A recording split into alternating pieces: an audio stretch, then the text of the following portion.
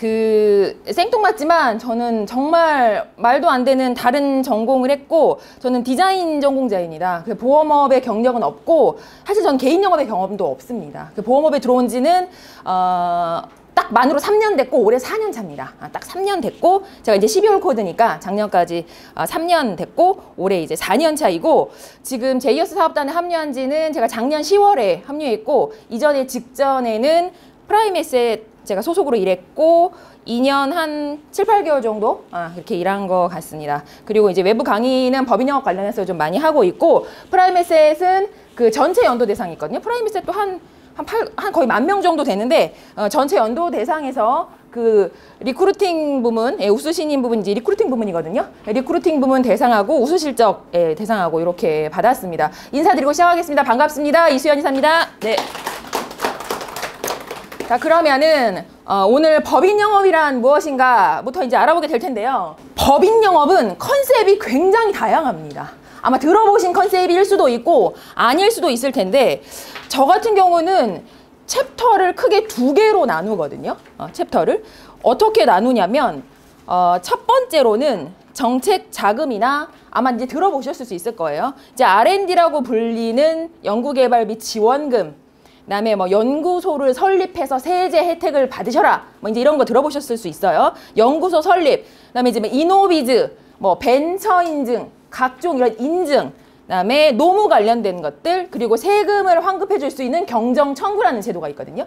그래서 이렇게 첫 번째 컨셉을 나눠볼 수 있고, 그다음에 두 번째는 재무 구조를 분석하거나 개인 사업자가 세금을 많이 내는 성실신고 과세 대상이 된다거나 이렇게 되면 해주는 법인 전환 컨셉, 그다음에 대표님이 돈을 몰래 갖다 썼네요. 가지급금을 처리해 줄 수 있는 가지급금 처리 컨셉, 그다음에 차명주식은 뭐냐면 어쩔 수 없는 사연에 의해서 명의를 빌려서 주식을 구성한 것을 차명주식이라고 하거든요. 그거를 이제 차명주식을 환원한다라는 컨셉, 그리고 미처분 이익잉여금이라고 해서 법인기업엔 이게 반드시 쌓여 있거든요. 그러니까 이것을 대표님이 가져가는 미처분 이익잉여금 환원 컨셉, 그리고 가장 기본적인 상속이나 증여, 우리가 방금 조금 전에 앞서 말씀드렸던 그 보험 상품으로 좀 노멀한 컨셉을 할 수 있는 CEO 플랜이라는 컨셉, 그다음에 제가 주로 하고 있는 이 앞에 것들 저는 다 하고 있는데 가업승계 이렇게 볼 수 있는데, 그럼 지금 컨셉을 제가 2개로 나눠놨거든요.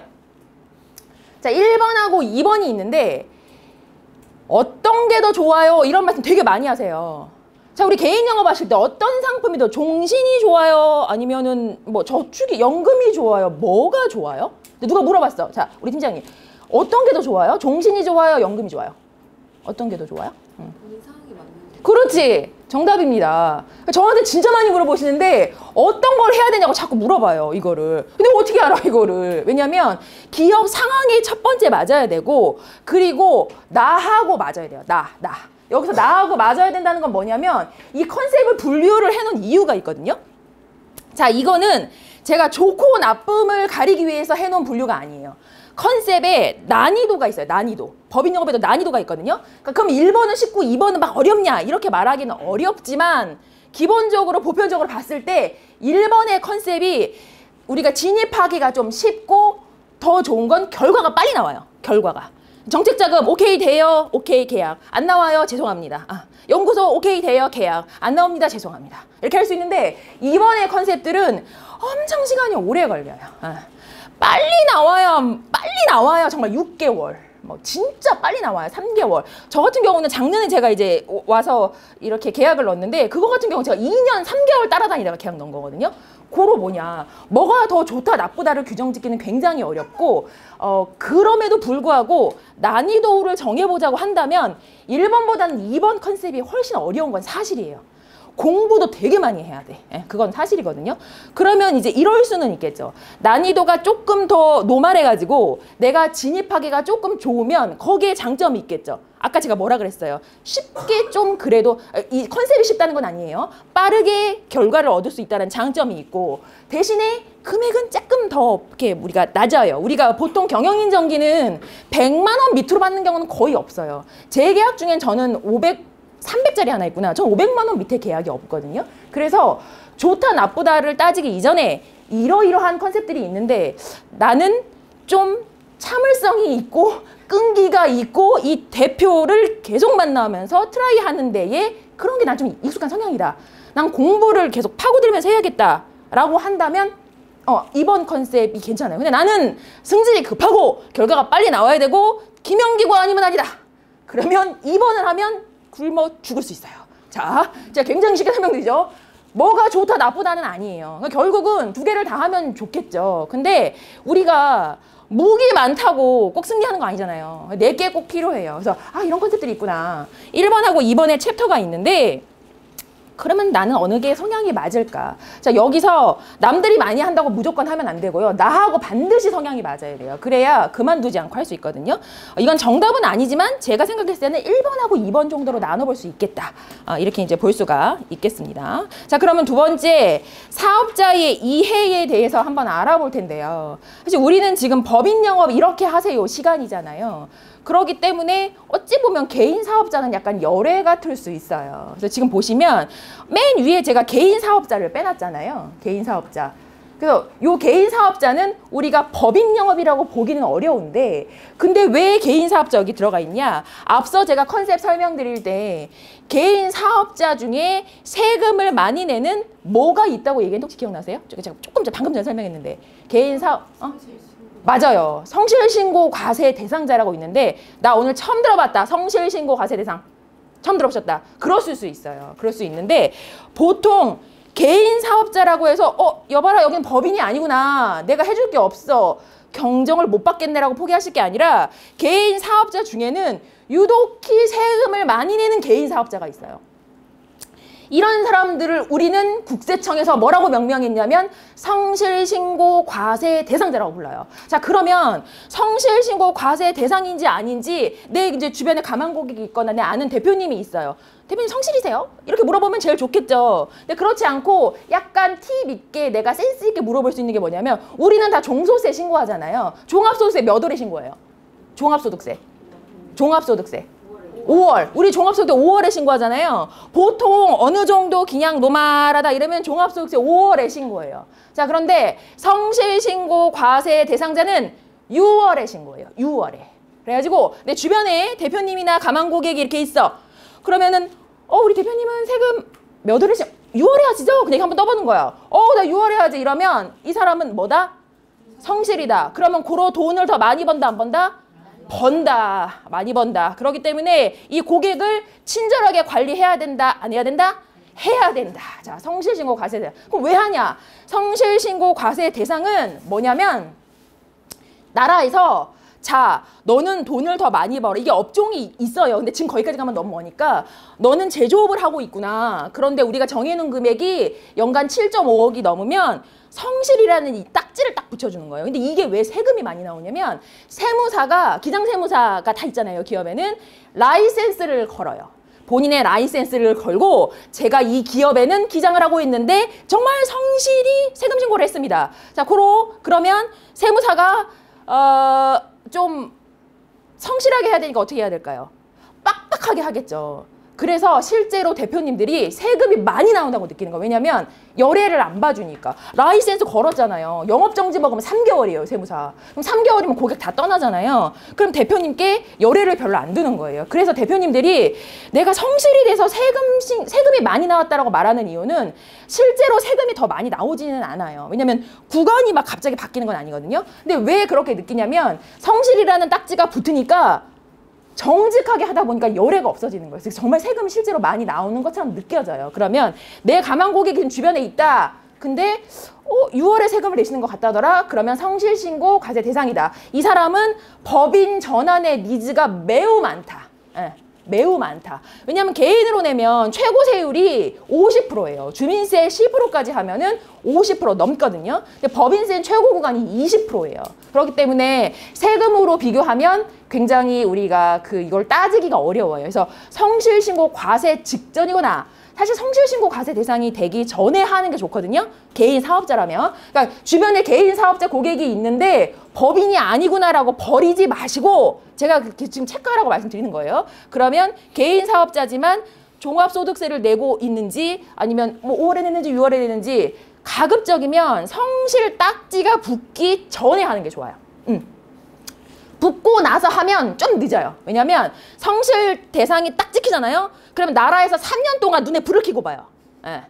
너는 성실이 됐잖아. 법인으로 전환해도 얘네가 세금을 성실하게 신고하나 안 하나 계속 3년 동안 눈에 불을 켜고 보는 거야. 그러니 대표님께 말할 때 이제 이런 막 검색해보시면 막 네이버에 다 나와요. 성실신고 뭐 제조업 뭐 이런 거 막 나오거든요. 그러면 거기 안에 이렇게 들어가 보면 뭐 예를 들어서 서비스업은 5억이 넘으면 막 성실이 돼 이런 게 있거든요. 그러면 막 5억이 넘는 것 같아. 대표님 법인 성실신고 되기 전에 하셔야죠. 대표님이 한마디만 하면 니즈가 다 있어요. 그럼 거기 앉아서 30분씩 얘기할 수 있거든요. 그러면 계약은 어떻게 받는 거냐면 법인 전환이라는 컨설팅을 우리가 해주고 그 기업을 개인에서 법인으로 만들어주고 그 다음에 경영인 정기 받으시면 되는 거예요. 그래서 내 주변에 가망 고객이 개인 사업자다. 버리면 된다 안 된다? 안 된다. 법인 영업이라고 주식회사만 하는 게 아니다. 그래서 법인 전환이라는 좋은 컨셉이 있다. 개인 사업자 이렇게 이제 보시면 되고 그다음에 이제 기업 구분을 좀 보시게 될 텐데 보통 요렇게 나누거든요. 이제 기업에는 그 회계 기준으로 좀 나누는데 이거 좀 어려워요. 그냥 일반 그냥 회계 기준이 있구나 이렇게 보시면 되고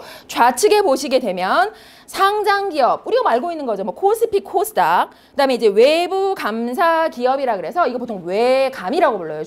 줄여가지고 이거를 우리가 이제 비상장 기업, 그러니까 상장하지 않은 기업을 비상장 기업이라고 부르거든요. 근데 요거 포함해가지고 외부 감사 대상 기업. 그다음에 그 외 주식회사 이렇게 볼 수 있거든요. 자, 주변에 내 가망 고객 중에 코스피나 코스닥에 상장되어 있는 대표님을 만날 확률이 있을까요? 없을까요? 없다. 가끔 이런 얘기 제가 말씀드리면 와 여기 기업이 크니까 막 1,000만 원, 2,000만 원짜리 받기 좋지 않냐고 막 물어보시거든요. 물론 그럴 수 있는데요. 처음에 제가 잘 몰라고 저 도전을 해봤거든요. 근데 이런 경우 어떻냐면 대표님의 얼굴을 보기가 매우 어렵다.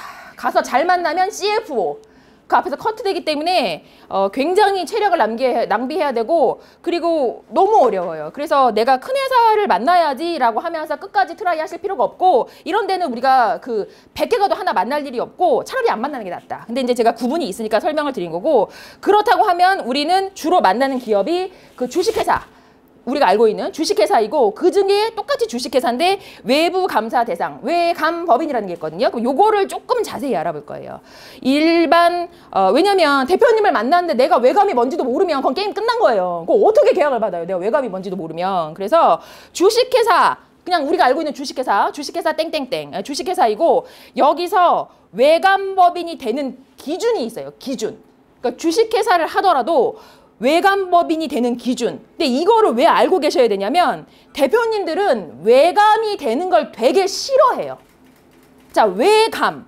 외부 감사 법인이라 그랬잖아요. 그게 무슨 뜻이에요? 외부 감사 법인. 무슨 뜻이에요?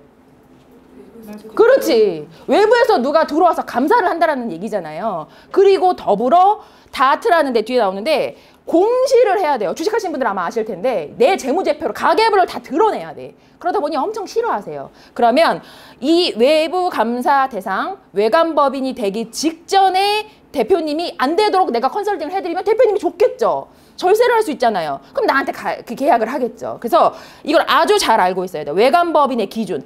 가끔 많이 이제 조금 규모가 있는 데 가면은 가만있어 그 외감 안 되려면 어떻게 해야 되지? 대표님들 물어보시거든요. 와 글쎄요 제가 외감은 운영해 본 적이 없어 잘 모르겠네요. 이렇게 얘기하면 되겠어요? 안 돼요. 자, 첫 번째 직전 사업 연도 말에 자산 총액이 500억 원. 제가 다녀봤는데 극히 드물다. 우리가 만나는 대표님은 500억까지 갖고 있는 대표님이 생각보다 많지 않다. 네, 알고 있어야 돼요. 500억. 그리고 직전 사업 연도의 매출액이 500억. 저는 사실 좀 많이 만나봤어요. 처음에. 근데 여기도 좀 드물다. 그러면 뭐냐? 그러니까 1번이나 2번은 하나 걸리면 그냥 아웃이에요. 커밍 아웃. 그러니까 자산 총액이 500이거나 매출액이 500이면은 그냥 자동 승진이에요. 외감으로. 자, 그런데 3번 같은 경우에는 요 밑에 4개가 있는데 이 4개 중에 2개가 겹쳐지면 자동 승진이에요. 외감이에요. 외감. 자, 첫 번째 자산 총액이 120억 원이 되거나 굉장히 아이러니하게도 부채 총액도 빚이 많아도 외감이 된대요. 부채 총액도 70억. 그리고 직전 사업 연도의 매출액이 100억. 그리고 사업 연도의 종업원이 100명. 제가 다녀봤더니 지금 최근에는 스마트 팩토리도 많이 되고 했기 때문에 4번에 걸리는 기업은 거의 없어요. 종업원이 막 100명이 넘어가지고 큰일 났다 이런 데는 본 적이 없고요. 주로 의외로 어디서 많이 걸리냐면 부채 총액 70억이 생각보다 있어요. 저 지금 상담하고 있는 기업도 하나 있는데 매출액 100억은 순식간에 넘어요. 매출액. 그러면 매출액은 일단 조정을 해볼 수 있거든요. 무슨 얘기냐면 막 연말이 우리가 이렇게 막 데우잖아요. 그러면 이거를 12월에 이렇게 하지 않고 이렇게 좀 미뤄가지고 막 1월 초에 한다. 이렇게 조정할 수 있는데 부채는 생각보다 갑자기 그러니까 돈이 없어서 빌린 건데 이걸 갑자기 막 갚을 수가 없잖아요. 그래서 지금 제 고객 그 대표님 중에 한 분이 부채가 지금 애매하게 82억 막 이렇거든요. 그래서 저보고 어디 돈 있으면 10억만 빌려달라고 하더라고요. 그래서 대표님이 계약하면 제가 그러면 10억 원짜리를 하더라고요. 그럼 제가 수수료를 받아서 빌려드리겠다. 제가 웃으면서 그랬거든요. 그래서 실제로 부채가 70억이 넘는 경우에도 외감이 될 수 있어요. 그래서 1번하고 2번은 그렇고 이 정도는 외워가지고 내가 알고 있어야 돼. 외감의 조건이 이 정도 되는구나. 이렇게 알고 있어야 내 가망 고객의 이 사이즈가 어떤지 규모가 어떤지 알 수 있잖아요. 그래서 외부 좀 이름 어렵죠. 외부 감사 대상 법인, 외감법인 이런 거구나. 주식회사가 있고 외감법인이 있구나. 이제 이렇게 알아두시면 되는데요. 기업의 재무제표라는 거는 오늘 좀 어려운 단어들이 나오는데 반드시 알아두셔야 되니까 제가 다 빼고 어쩔 수 없이 하는 거거든요. 자, 기업의 재무제표에는 이런 애들이 들어있대요. 기업의 재무제표에는 이런 애들이 들어있는데 자, 좀 읽어볼게요. 재무상태표, 그다음에 손익계산서, 자본변동표, 현금 흐름표, 그다음에 주석. 여기는 이제 우리가 주석 다는 거예요. 이익잉여금, 처분계산서 포함된 내용이거든요. 자, 그러면 재무상태표. 이거 예전 이름이 구 이름이 대차대조표였어요. 이거 아직도 대표님들 중에 대차대조표라고 부르는 분들도 많이 있어요. 근데 어느 날 갔더니 나는 교육에서 재무상태표라는 얘기만 들었는데 대표님이 그거 대차대조표 주면 되지? 아니요 대표님 재무상태표를 주셔야 됩니다.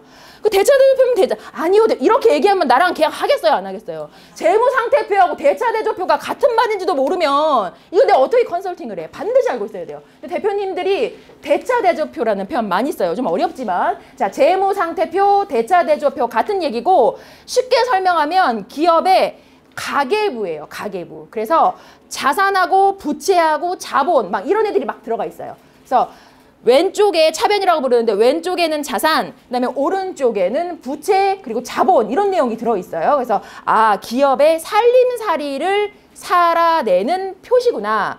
보통 우리가 저 재무상태표라고 불리는 요 녀석은 3개년치를 기본으로 받아요. 그래서 어디서 자료 받아올 일 있으면은 꼭 3개년치를 이렇게 받으셔야 된다. 우리가 이제 노멀하게 평균을 내야 되니까. 자, 여기까지 재무상태표는 기업의 뭐다?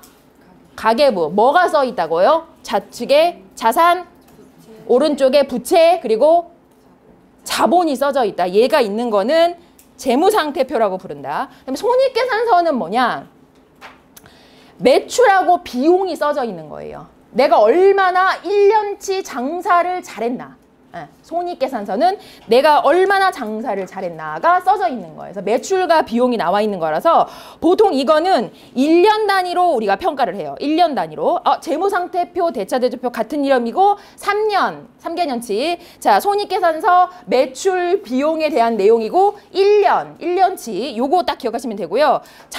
니네 자본금 얼마야? 우리 얘기를 많이 하잖아요. 자본변동표 똑같아요. 자본변동표 그 자본이고요. 현금 흐름표는 이 기업에 실제로 현금이 얼마나 잘 왔다 갔다 하고 있는가가 나타내는 표거든요. 말 그대로예요. 그다음에 이제 잉여금 뭐 이런 건 좀 어려우니까 그런 게 있구나 이제 알아두시면 되고. 자, 그러면 이런 애들을 우리가 볼 수 있어야 되잖아요. 볼 수 있어야 이 기업의 컨디션이 어떤지 알아볼 수 있잖아요. 이 기업의 컨디션을 알아볼 수 있는 이런 것들 어디서 보냐면 자, 우리 같은 경우에는 일단 인카 내에 WM 센터라고 있는데 혹시 아세요? 인카 내에 WM, 웰스 매니지먼트잖아요. 웰스 매니저 이렇게 부르고 WM 센터라고 있어요. 인카 본사에.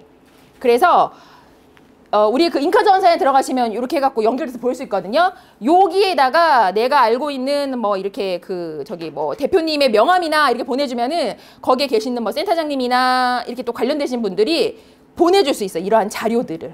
첫 번째 방법 그렇게 보내줄 수 있고 WM 센터가 인카에 있다라는 거 알아두시고 두 번째는 원수사 지원 채널을 이용하는 건데 오늘 그게 이게 매트라이프 시스템을 이용하는 건데 사실 이거 하나면 거의 돼요. 거의 되거든요. 그래서 이런 것도 있다. 자 그리고 세 번째는 보통 저처럼 이제 좀 전문으로 가다 많이 하면 크레탑이라는 자료가 있어요. 크레탑 들어보셨는지 모르겠는데 기업의 살림살이를 확인하는 지표를 나타내는 자료들을 볼 수 있는 곳이에요. 크레탑이고 그 다음에 남의 손을 빌리지 않고 할 수 있는 방법은 대표님께 니네 살림살이를 좀 보여주세요라는 거거든요. 얘가 이름이 세무조정계산서라고 불러요. 이 안에 가면은 아까 앞에 나와 있는 요 옆에 나와 있는 이 내용들 있죠? 이거 다 들어있어요. 그래서 이거를 파악할 수 있는 방법은 대표님께 연락하지 않고 할 수 있는 방법은 첫 번째 WM에 연락한다. 원수사 지원 채널 매트로 본다. 그다음에 크레탑을 본다. 근데 이런 거 유료예요. 근데 우리가 막 한 달에 조회 건수 많지 않은데 막 유료로 몇십만 원 내고 보긴 너무 아깝잖아요. 그러니까 이제 있다고만 알아두시면 되고 그 다음에는 세무조정 계산서 대표님께 직접 받는다. 근데 사실 이게 제일 좋아요. 이거. 왜냐하면 이거는 오픈된 자료인데 가공이 돼서 조금 올라갈 수 있기 때문에 사실 이게 제일 좋아요. 근데 제일 어려워요. 제일 어려워요. 왜냐면 내 살림살이를 드러내서 보여주는 거잖아요. 그래서 대표님한테 자료 받기가 좀 쉽지는 않아요. 그렇지만 제일 좋은 방법이기는 하다. 자, 그러면 이러한 자료들을 볼 수 있는 데들은 이런 사이트가 있어요. 자, 주식하시는 분들은 다 잘 알아요. 다트라는 사이트 있어요. 이거 네이버에서 다트 이렇게 검색하면 나오거든요. 여기에다가 외관법인들은 검색만 하면 다 나와요. 여기 회사명 무슨 네이버, 삼성전자 이런 애들 이런 회사들 외관법인 치면 여기 쫙 다 나와요. 이 다트는 외관법인을 전부 다 조회할 수 있는 사이트예요. 무료예요. 무료 사이트. 다트. 그 다음에 크레탑이라는 사이트 있는데요. 요거는 이제 유료 사이트인데 특별하게 내가 많이 하지 않는다고 하면 돈을 내실 필요 없어요. 하지만 이제 알아두시면 좋겠다. 그 다음에 이제 우리가 가장 많이 강력하게 활용하게 될 매트라이프 전산 시스템이에요. 매트라이프. 요거 이따가 정확하게 해요. 다시. 이따 알아두시면 되고 네 번째 대표님한테 가장 받는 게 좋다라는 서류의 이름은 뭐였어요? 세무조정계산서. 직접 받는 게 제일 좋기는 하다. 자, 그러면 필요한 이유가 있어요. 필요한 이유. 우리 대표님한테 경영인 정기를 받기 위해서 우리가 뭔가 니즈를 제공해야 될 거 아니에요. 그럼 일단 내가 CEO 플랜이라는 게 뭔지 정확하게 알아야 돼요. CEO 플랜. 필요한 이유가 있거든요. 자, 그러면 CEO 플랜 나왔을 때 가장 많이 들은 얘기가 뭐예요? CEO 플랜 할 때 뭐 하라면서 하면 좋대요. 그래도 들어본 얘기. 풍월. 상속도 맞아요. 맞을 수 있어요. 네. 세금? 맞아. 세금도 맞을 수 있어요. 맞아요. 대부분 그 두 개를 가장 많이 하는데 그럼에도 불구하고 가장 많이 하는 게 뭐냐면은 법인세를 절세하시라는 얘기를 가장 많이 하면서 하거든요. 보험 상품인데 법인세 절세도 돼요. 이거는 반은 맞고 반은 틀린 얘기예요. 그래서 대표님께 잘못 전달하면 나중에 엄청난 후폭풍이 올 수 있는데 대부분 어줍지 않게 배우시고 법인세를 절세하시라며 이 상품을 전달해서 제대로 전달을 못하면 나중에 대표님이 가산세를 전부 맞게 된다. 엄청난 일이다. 자, 그래서 이거를 오늘 정확하게 알아야 돼요. 내가 경영인 정기보험이라는 상품에 대해서 CEO 플랜을 어떻게 전달할 것인가에 대해서 명확하게 오늘 한번 알아볼 건데 CEO 플랜을 그럼 대표님한테 좋다고 말해야 될 거 아니에요. 컨설팅은 컨설팅대로 하지만은 이거 자체로만도 충분히 얼마든지 니즈가 있도록 만들 수 있는 상품이거든요. 그럼 이거는 이유가 있어요. 이런 걸 하는 이유가 첫 번째로는 합법적으로 엑시트를 시켜드려요. 왜냐하면 법인은 주식회사라는 법인 격이 생기는 거거든요. 그러면 대표님하고 법인은 같은 거예요? 아니에요? 달라요. 주식회사는 법인 격이 있는 거예요. 대표님은 예를 들어서 이런 거예요. 우리 주식회사 제이어스가 있어요. 그 대표가 이수연이야. 그러면 주식회사 제이어스에 돈을 많이 벌어가지고 이익이 남아가지고 이익이 쌓여 있어요. 이걸 대표 이수연이가 그냥 가서 법인 통장에서 돈을 빼가지고 썼어요. 개인사업자처럼. 돼요, 안 돼요, 이거? 안 돼요. 불법이에요. 왜냐면 법인격이 있고 대표는 다른 거예요. 대표하고 회사는 다른 거예요. 그래서 그냥 이렇게 꺼내다 쓰면 뭐냐면 횡령이에요. 그리고 갚을 때까지 달아두는 가지급금이 발생하는 거죠. 그래서 이런 행동을 하면 절대로 안 돼요. 그래서 합법적으로 엑시트 할 수 있어야 돼요. 그걸 제한하기에 CEO 플랜 자체가 매우 좋다. 자, 그리고 두 번째는 최소 세금을 납부할 수 있어요. 무슨 얘기냐면 이제 뒤에서 제가 예시 이제 나올 건데 대표님들 항상 세금에 고민이 많아요. 그 법인세를 내더라도 종소세가 최고 구간이거든요. 저도 한 38% 구간 정도 돼요. 그래서 이 세금을 내려면 대표님들 막 45%에 그다음에 주민세 10%니까 49.5%잖아요. 거기에 건강보험료가 장난 아니에요. 그래서 어떻게 하면 쬐끔 내고 안 낼 수는 없어. 안 내면 탈세. 그럼 범법행위니까. 쬐끔 내고 가져갈 수 있을까에 했을 때 CEO 플랜은 굉장히 우리가 그 절세를 할 수 있는 좋은 플랜이에요. 최소 세금 납부. 안 내는 거 아니에요. 그 다음에는 절세 효과가 있기는 있는데 과세 이연이에요. 뒤에서 자세하게 설명할게요. 그다음에 법인을 보호하고 유사시에 법인의 주주 또는 가족을 보호할 수 있어요. 이건 우리가 가장 보험이 가지고 있는 본질적인 그런 이유니까. 그리고 난 다음에는 은퇴를 하시게 되면 은퇴자금으로 확보를 하실 수 있어요. 자, 그럼 이제 이런 것들을 한번 들어가 볼 텐데 뭐 사실 좀 더 많을 수 있는데 전 요 정도 내는데요. 법인 대표님들한테는 CEO에게는 한 8대 소득원 정도가 있다라고 볼 수 있고 세금을 좀 낼 수가 있거든요. 근데 이제 그 중에서 보면은 그 법인 대표님은 두 가지 권리로 받을 수 있어요. 첫 번째는 주주로서의 권리로 내가 자금을 가져갈 수 있고 그다음에 임직원으로 가져갈 수 있는 방법이 있고 이렇거든요. 근데 이걸 조금 나눠보자면 세분화하면 주주는 주식회사니까 지분이 있을 거 아니에요. 우리가 막 막 대기업에 보면은 막 숭냥 이런데 막 3%에 막 넘어가고 왔다 갔다 막 하잖아요. 비상장 그럴 일은 없어요. 하지만 지분의 영향이 매우 있다. 자, 그래서 주주로서 받아갈 수 있는 엑시트가 뭐가 있냐면 배당, 처음 들어보시진 않으셨죠? 배당. 그다음에 청산, 회사를 없앤다라는 얘기예요. 청산. 그다음에 이제 자기 주식 취득이라는 건데 내 지분을 회사에 팔아가지고 돈을 가져가겠다라는 거예요. 그래서 이 세 가지 컨셉을 주주로서의 권리로 가져갈 수 있는 거고요. 나머지는 대표님은 이제 임직원으로 급여, 상여, 뭐 퇴직금, 유족 위로금, 그다음에 뭐 특허권뿐만 아니라 다른 여타의 컨설팅의 컨셉으로 가져갈 수 있어요. 근데 그중에서 제일 세율이 낮은 게 퇴직소득세고 퇴직금이에요. 이것을 아주 명쾌하게 가져갈 수 있는 게 CEO 플랜이다. 이제 이렇게 보시면 되겠고. 그래서 결국 소득원과 세금을 고려해서 대표님께 엑시트할 수 있도록 개인화를 시켜드리자라는 거에 좀 목적이 있어요. 세금 비교 간단하게 해볼게요. 자, 급여하고 상여, 배당, 제가 퇴직금 이렇게 나눠놨거든요. 이건 막 세율까지 다 계산하실 필요는 없고 쉽게 생각하면 급여하고 상여는 대표님들이 기본적으로 받는 소득 구간이 있어가지고 거기에 이제 누진되거든요. 그럼 대부분 40%대 구간이에요. 대부분.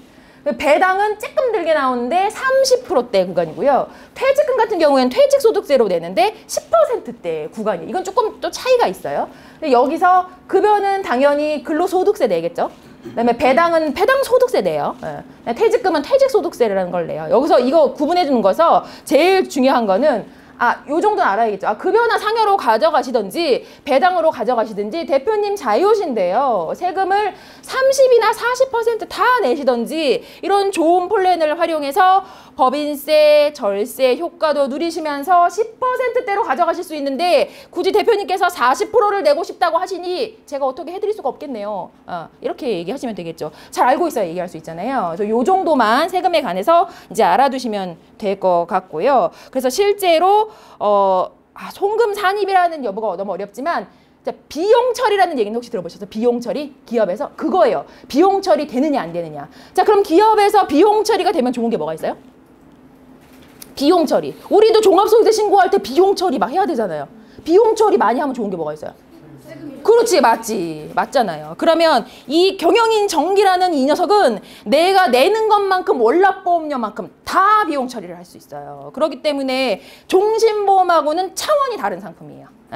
니즈는 비슷할 수 있어도 상속이나 증여의 종신보험을 할 수 있지만 그래서 퇴직금 자체가 비용 처리를 할 수 있는데 이거를 경영인 정기 플랜으로 하면서 상품으로 가져가면 내가 월납금액 1,000만 원을 했다. 그럼 1년 되면 1억 2천이잖아요. 그럼 거기에 법인세 20%이기 때문에 전부 다 통으로 법인세, 절세 효과를 누리실 수 있어요. 요거를 이제 알고 있으면 된다. 사실 이런 세목들은 지금 어려울 수 있는데 요거 제가 나중에 PPT 드릴 테니까 한 번씩 꼭 다시 보시기를 권해요. 자, 정리해보자면 혹시 이거 아시려나? 그래도 경력이시 많으시니까 지금 법정 퇴직금 배수 몇 배인지 아세요? 이게 나라에서 정해놨어. 옛날에 우리 그 회장님들이 막 퇴직금을 막 10배, 20배 막 이렇게 막 다 갖다 먹어가지고 정해놨어요. 법적으로. 혹시 들어보신 적 있으세요?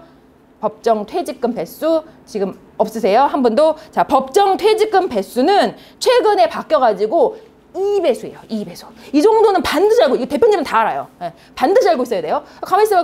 저 퇴직금 배수 몇 배수더라? 죄송합니다, 대표님. 제가 퇴직금을 받아본 적이 이렇게 말하면 곤란하잖아요. 퇴직금 배수 몇 배수다? 2배수, 2배수. 네, 법정으로 2배수예요. 자, 그럼 여기서 질문 하나 해볼 건데요. 법정으로 2배수, 2배수까지 가져갈 수 있어요. 그러면은 대표님이 난 더 가져가고 싶은데 나 5배 가져갈란데 될까요? 안 될까요? 돼요. 돼. 법정으로 정해놓은 게 2배수인데 우리 대표님이 5배수를 가져가고 싶으시대요. 돼요. 10배도 가져갈 수 있어요. 그런데 법정 퇴직금으로 정해놓은 데는 그 배수만큼만 세금을 조금 내게 해주겠다는 얘기예요. 고로 무슨 얘기냐? 퇴직소득세로는 2배수까지밖에 안 되고 네가 5배수를 가져가든지 7배수를 가져가든지 네 멋대로 해라. 상관없다. 가져가도 된다. 그런데 그거는 퇴직소득세로 낼 수 없고 급여나 상여처리, 그러니까 상여처리 되겠죠. 상여처리. 그러면은 근로소득세를 내니까 아까 세금이 몇 프로라고 그랬죠 제가? 최소한 30% 40%대 구간이 나온다. 그러니까 이거를 잘 모르는 분들이 퇴직금 배수가 2배수밖에 안 된다고 해가지고 또 쓸데없이 정관에 5배수라고 되어 있는데 제가 정관 컨설팅을 해드릴게요. 이러고 가가지고 5배수로 되어 있는 걸 2배수로 바꿔가지고 대표님이 돈이 많은데도 퇴직금을 못 가져가는 일을 만들 수가 있다. 요런 식으로 컨설팅 하실 거면은 공부를 더 많이 하셔야 된다. 자, 퇴직금 배수는 2배수인데 더 가져갈 수 있다. 대신에 명확하게 뭘 말해줘야 된다. 세금을 더 내고 가져가시면 된다. 안 되는 거 아니다. 이거 잘 알고 계셔야 돼요. 자, 그리고 분류과세. 들어보셨죠? 분류과세. 예. 합산과세. 예, 들어보셨을 거예요. 자, 어느 정도 일정 금액이 넘어가면은 얘가 이제 합산과세 돼가지고 누진이 돼서 종소세가 많이 나온다. 이런 얘기 들어보셨죠? 이제 그런 거예요. 대부분은 다 이래요. 합산과세 되고 세금이 많이 나와요. 그러니까 10몇 % 낼 거를 막 합산이 되면 내 구간으로 가니까 막 40% 이렇게 되잖아요. 자, 근데 퇴직금은 여기 제가 빨간색으로 써놨죠. 자, 분류과세. 합산되지 않아요. 대표님들이 제일 좋아하는 것 중에 하나예요. 10%대로 내니까. 그래서 요거를 잘 알고 계셔야 되고 건강보험료를 너무 많이 내잖아요. 그러니까 이거 안 내려면은 최대한 이게 나눠서 가져갈 수 있도록 해야 하는데 퇴직금은 합산되지 않는다. 분류과세다. 한 요 정도 알아두시면 돼요. 그리고 조건이 있거든요. 퇴직금의 조건. 이렇게. 자, 한번 볼게요. 일단 장기 투자로 뭐 안정적인 투자를 해야 되고 리스크 관리를 해야겠죠. 대표님 아프시면 안 되고 리스크 관리를 해야 되고 그다음에 이제 절세 전략 필요해요. 아까 제가 이거 법인세 비용 처리 다 100% 받을 수 있다 그랬죠. 다음에 유연한 관리가 필요하죠. 왜냐하면 갑자기 자금이 이렇게 막 급하게 필요할 수 있잖아요. 그럼 그런 경우에는 약관 대출 네, 맞아요. 네, 그렇게 해서 쓰실 수 있으니까 법인에서 이렇게 절세의 효과를 보면서 받았다가 급할 때 대출처럼 쓸 수 있으니 유연하게 자금 관리도 할 수 있어요. 그래서 결국 세금을 최소화하면서 합법적인 방법으로 법인의 자산을 CEO 개인에게 이전한다는 말은 퇴직금을 활용하면 참 좋으시겠다. 퇴직금을 활용하면 참 좋으시겠다. 이렇게 말씀드릴 수 있고 퇴직금과 함께 짝꿍으로 가는 게 있어요. 유족보상금이라는 거 있거든요. 유족보상금. 그래서 요거를 대표님에게 무슨 일이 생기면 이 보험 상품을 또 우리 왜 뭐 다른 우리 개인도 상속을 위해서 막 그 종신보험 같은 거 하잖아요.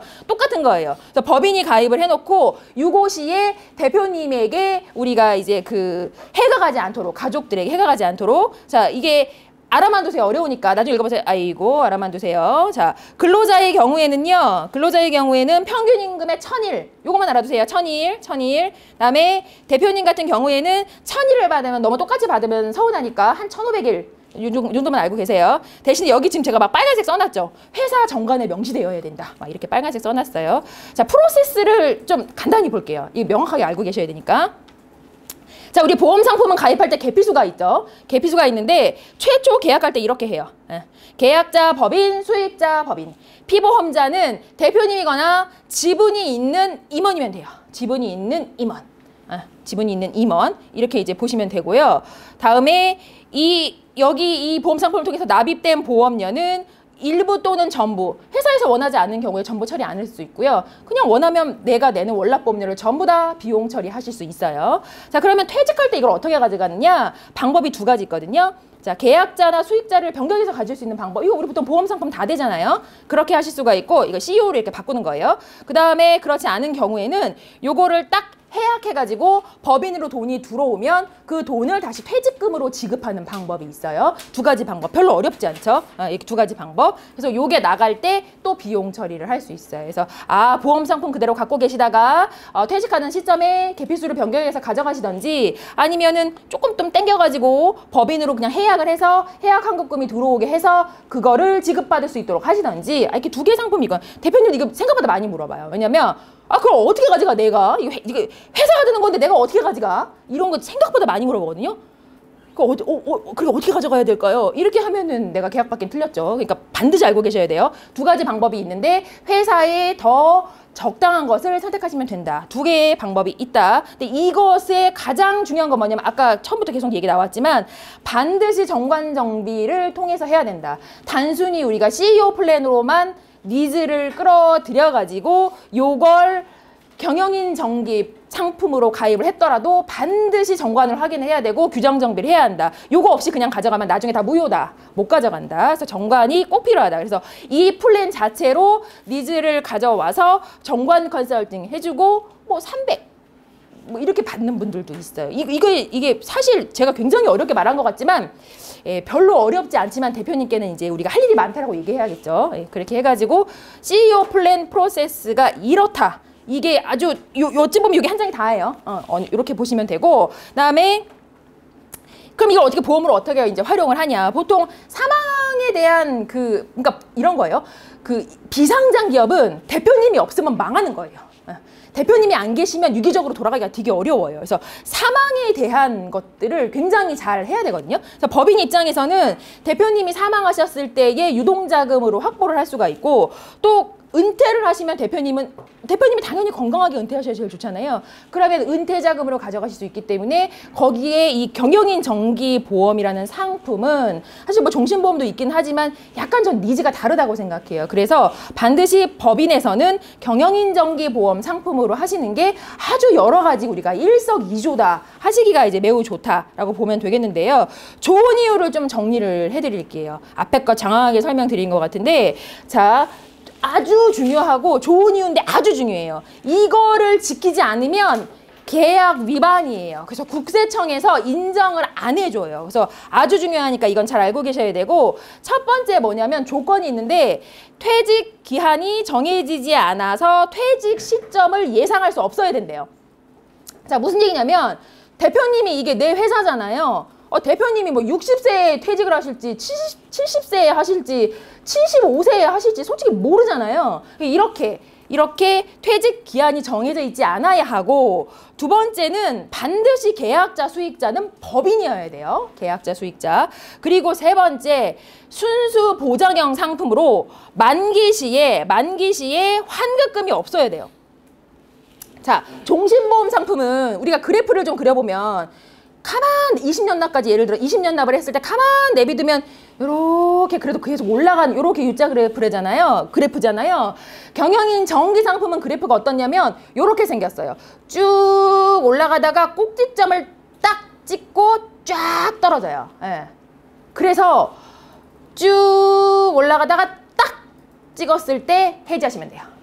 이거 무슨 얘기냐면 제가 처음에 얘기할 때 야 이거 만기에 환급금이 없는데 그럼 나보고 들으라 그래야 니네가 도둑이냐? 대표님이 막 화가 나셔가지고 아니 그렇잖아요. 상식적으로 만기에 환급금이 없는 상품이래요. 이게 그럼 누가 들어 이거를 말도 안 되잖아요. 그러니까 이걸 설명을 잘 하실 때 경영인 정기보험이라는 특징이 그래프가 이렇게 생겼어요. 꼭지점을 딱 찍고 한번 찍은 다음에 내려가는 상품이니까 그 가장 좋은 시점에 해지를 하실 수 있도록 그로 뭐냐 보험사에서 CEO를 위해서 타겟팅해서 만든 상품이에요.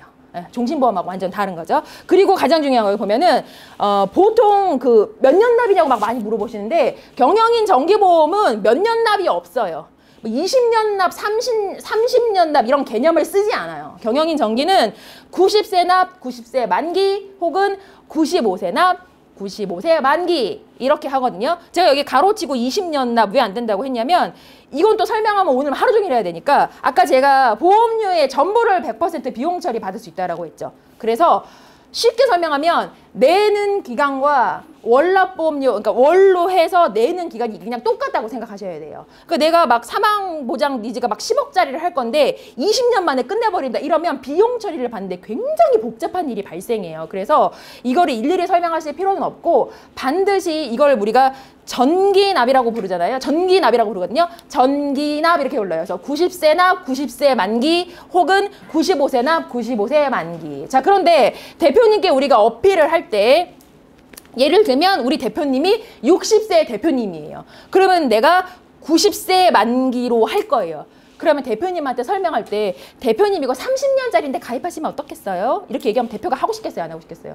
30년, 내가 3년도 모를 일에 지금 30년을 내라는 거냐. 우리 모든 영업은 다 마찬가지잖아요. 이건 다 화법에 따라 차이가 있는 거거든요. 경영인 정기는 이 꼭지를 딱 찍는 시점이 한 5년, 길면 7년, 여기 안에 딱 와요. 그렇다고 우리가 대표님 이건 5년짜리 상품입니다. 이렇게 전달하면 되겠어요? 안 되겠어요? 안 되죠. 자, 경영인 정기 상품은 20년짜리나 30년짜리라는 표현을 쓰지 않는데 대신에 5년 정도의 그 시점이 오거든요. 그러면 5년짜리라고 말하면 또 큰일 나잖아요. 대표님 이거 법인세 절세 효과 보시면서 5년 정도 되면 80에서 85% 구간이 와요. 자, 그러면 법인세가 보통 한 20% 정도 내거든요. 그러면 80에서 85% 구간이면은 그동안 요만큼 절세를 해왔잖아요. 그럼 80에서 20% 더하면 100%예요? 아니에요. 100%죠. 그럼 이게 사실은 우리가 정말 사실은 100%예요? 아니에요. 정말 사실은 100% 아니에요. 100% 아니에요. 근데 대표님께 말씀드릴 때는 법인세를 20% 정도 절세 효과를 보셨으니 대표님 80% 구간이면은 이 정도면 100%에 육박하죠. 나 100%라고 말한 적은 없어요. 그럼 5년만 내면 되는 거예요? 그건 내가 내 입으로 5년 낸다고 하시면 큰일 나요. 5년에 낼 수도 있고 상황에 따라 달라지는데 이거를 누가 90세까지 내요? 대표님, 어이 그런 상품 아니에요. 아, 그래? 그럼 뭐 얼마 안 내네? 사람의 심리가 내가 이걸 바꿔줘야 얼마 안 내네? 아, 비용도 다 된다고? 이러면 다른 거 하려다가 이걸 괜찮네? 이러면 하게 되는 거예요. 그래서 화법을 쓰실 때 이게 중요한 건 우리의 임무가 뭐예요? 불안전 판매하면 안 되잖아요. 그래서 잘 전달해 줘야 돼요. 잘 전달해 주되 내게 이롭게 잘 이렇게 전달하시면 되고 이게 굉장히 중요한 부분이고 자, 첫 번째 보험료 전부 다 비용 처리 가능하다. 자, 그런데 여기서 중요한 게 있는데요. 법인세 과세 이연이라고 제가 써놨잖아요. 과세 이연 무슨 말이에요? 과세 이연.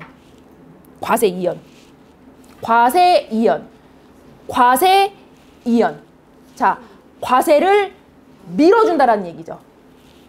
과세 절세 아니고요. 과세 이연. 자, 무슨 얘기냐면 이 상품은 가입해 있는 기간 동안 법인세 절세 효과를 보는 게 맞아요. 제가 아까 전부 다 비용 처리 된다 그랬잖아요. 그러면 이게 나라에서 2년 미뤄주는 거예요. 자, 우리의 보험 상품을 가입할 때 이게 실제로 이슈가 발생할 때는 언제 발생해요? 다른 개인들도 마찬가지잖아요. 언제 발생해요? 보험료를 내고 있는 동안 이게 발생해요? 발생 안 하죠. 그럼 언제 발생해요? 돈을 받을 때 발생하지. 우리가 다 알고 있잖아요. 똑같아, 이 상품도. 그래서 잘 모르는 사람이 대표님 100% 법인세 절세를 받으실 수 있습니다. 이러고 좀 늦어가지고 한 4년 시점 혹은 5년 시점에 이거를 해약을 딱 해갖고 법인에 딱 들어왔어요. 돈이 막 몇 억이 들어왔어. 대표님 막 신났겠지. 돈이 들어왔어. 이게 그러면은 어떻게 되냐면 돈이 많이 들어왔잖아요. 자산으로 잡혀요. 그래가지고 법인세가 대박 나와요. 이거를 설명을 안 해주는 거야. 이 어줍지 않은 컨설턴트들이. 그래가지고 대표님들이 절세되는 줄 알았는데 깜짝 놀래. 너 어떻게 된 거냐? 그때 찾으면 그 사람은 일을 하고 있을까요? 안 하고 있을까요? 그만뒀다. 없다. 그런 힘든 점이 있어요. 제일 중요한 거는 법인세 절세 효과 맞아요. 내는 동안. 그런데 그러면 그게 결국 별게 아니잖아 라고 또 대표님 얘기하면 이거 가입하고 싶겠어요? 안 하고 싶겠어요? 안 하고 싶지. 대표님 어차피 낼 세금이기는 하나 아니 이걸 계속 밀어가지고 안 낼 수 있으면 이거 이자금을 딴 데다가 쓰시면 얼마나 좋아요. 이거 뭘로 내 지금 이 세금을 뭐 안 내면 좋기는 하지. 예. 모든 화법은 다 그렇게 말하시는 게 좋거든요. 자, 과세 이연의 효과지만 법인세 절감 효과가 있다. 예, 정확하게 알고 계셔야 되고요. 당기순이익이라는 얘기 들어보셨어요? 당기순이익. 자, 처음 들어봤을 수 있는데요. 자, 기업이 아까 그 손익계산서라는 놈에서 나오는 건데 기업이 매출을 일으켰고 비용을 뺐는데 이런 것들을 플러스 마이너스해서 밑에 제일 마지막에 나오는 거를 당기순이익이라고 하거든요. 그래서 실제로 내가 얼마를 벌었나. 예요, 실제. 자, 우리도 그 소득명세서에 찍히는 거 막 엄청 많이 찍히지만 내 통장에 돈이 없잖아요. 근데 왜 그러냐? 내가 여기저기 많이 쓰잖아요. 그럼 우리도 수입 대비 지출을 빼고 남는 게 내 실제 소득이잖아요. 우리가 볼 때 그럼 똑같은 말인데 이게 이름이 어렵지만 당기 순이익이라고 부르거든요. 근데 이걸 비용 처리를 어쨌든 하니까 이 당기 순이익을 우리가 그 절세 효과를 볼 수 있어요. 당기 순이익 알아두셔야 되고, 퇴직금 재원 마련 아까 설명드렸죠. 그리고 유고시 법인도 보호하고 유가족에게 쓸 수 있다. 상속세 재원 마련 효과 아까 설명드렸어요. 같은 내용이에요. 자, 요게 제가 드리는 말씀이 아니고요. 국세청에 이거 기획재정부의 예규로 딱 나와 있어요. 여기 기획재정부의 법인세제과에 보면은 이런 게 딱 나와 있거든요. 그래서 퇴직 시점을 예상할 수 없는 임원이어야 되고, 법인을 계약자와 수익자로 해야 하고, 다음에 사전에 해지환급금 산정할 수 없어요. 제가 이렇게 그래프 된다 그랬죠. 없어야 되고, 보험의 기간에 따라 가지고 송금에 산입할 수 있다. 송금에 산입할 수 있다. 자, 이 상품은 법인세 절세 상품이에요? 소득세 절세 상품이에요? 좀 어렵죠? 어려워요. 그냥 얘기할게요. 자, 법인세는 과세위원회 효과를 보면서 절세할 수 있는 건 맞지만 결국 나중에 들어올 수 있다고 그랬잖아요. 그러면 세금을 조금 내는 거는 맞긴 한데 누가 세금을 조금 내는 거예요? 누가? 회사가 조금 내는 거예요? 대표님이 조금 내는 거예요? 대표님이 조금 내는 거죠. 그렇기 때문에 법인세 절세 플랜이라고 말하는 사람들은 잘못된 거예요. 소득세 절세 플랜이라고 쓰셔야 되고, 실제로 회사가 이로운 것도 좋지만 대표님 개인에게 이로운 상품이에요. 그렇기 때문에 CEO 플랜은 경영인 정기보험이라는 상품은 명확하게 법인세 절세 플랜이 아니고 소득세 절세 플랜이다라는 것을 내가 잘 알고 있어야 된다. 그렇게 보시면 되고요. 중요한 쟁점이라는 거는 요건 좀 가볍게 볼게요. 요거는 이제 이런 거예요. 그러니까 대표가 개인의 안녕을 위해서 쓰면은 인정을 안 해준다라는 얘기거든요. 비용 처리. 그래서 이거는 이제 말이 아다르고 어다르다 뭐 이런 건데, 이제 핵심 인력을 재채용할 때 쓰려고 한다. 뭐 매출에 따른 유동적인 확보 자금을 하려고 한다. 보상금 뭐 마련하려고 한다. 이렇게 해가지고 결론은 뭐냐? 사업을 위한 보험 계약이어야 한다. 이렇게 해야 되는데, 그 사례 중에 어떤 게 있었냐면, 어느 분이 이거를 이제 상품을 전달을 하고 계약을 했어요. 근데 그냥 아는 분이 한 것 같아서 이런 뭐 설명도 별로 없고, 대표님 이거 퇴직금으로 그냥 가져가시게 해요. 이렇게 해가지고 이걸 받은 거예요. 원래 500이었나? 이게 뭐 이렇게 받았대요. 근데 이 대표님이 세무조사를 받게 됐어요. 다른 일로. 이게 좀 컸던 것 같아요. 500 넘었나? 그랬는데 나온 거예요. 그래서 아니 이거는 보험은 뭐 때문에 들으신 거냐 했더니, 아, 나 이거 저기 뭐지? 나 이거 퇴직금에 좋다 그래가지고 들었는데, 이렇게 돼가지고 다 부인됐어요. 예. 그러니까 이거 가입을 할 때 우리가 퇴직금 플랜으로 하기도 하지만 대표님조차고 절세하시라고 한다기보다, 우리가 말은 그렇게 하지만은 실제로 대표님에게 우리가 전달해야 되는 내용이 있잖아요. 그래서 사업을 이한 거 맞잖아요. 대표님 자체가 기업이니까. 그래서 이거를 그냥 이거 들으면 나한테 좋대던데 이런 표현 쓰시면은 좀 안 돼요. 그래서 반드시 사업을 위한 계약이어야 된다. 요거를 좀 이제 알아두시면 좋겠고, 이것도 다 나와 있어요. 범위. 이건 이제 나중에 읽어보시면 돼요. 여기까지 해서 기본적으로 경영인 정기라는 상품이 어떤 상품인지, 이걸 가입하려면 어떻게 해야 되는지에 대해서 우선, 왜냐면 우린 얘가 메인이니까 이걸 잘 알아둬야 되거든요. 그러면 이제 내 가망 고객이 어떤 회사인지 알아야 될 거 아니에요? 근데 막 크레탑 이런 거 들어가기 어려우니까 오늘 제가 전산을 보면서 아예 말씀을 드릴게요. 자, 이거 인카전산이거든요. 인카전산. 여기 인카전산에 들어가면 여기 보험사 이렇게 있으면 여기 매트라이프 있죠? 네, 매트라이프. 요거 딱 클릭해요. 매트라이프 이렇게. 이게 클릭하면 요런 화면 나오거든요. 요런 화면. 여기 밑에 보시면 여기 법인영업 서비스 이렇게 있어요. 법인영업 서비스. 요거를 딱 클릭해요. 여기에다가 이제 내 거 코드를 넣고 내 이름을 넣어요. 인카 전산 로그인 상태로 하셔야 돼요.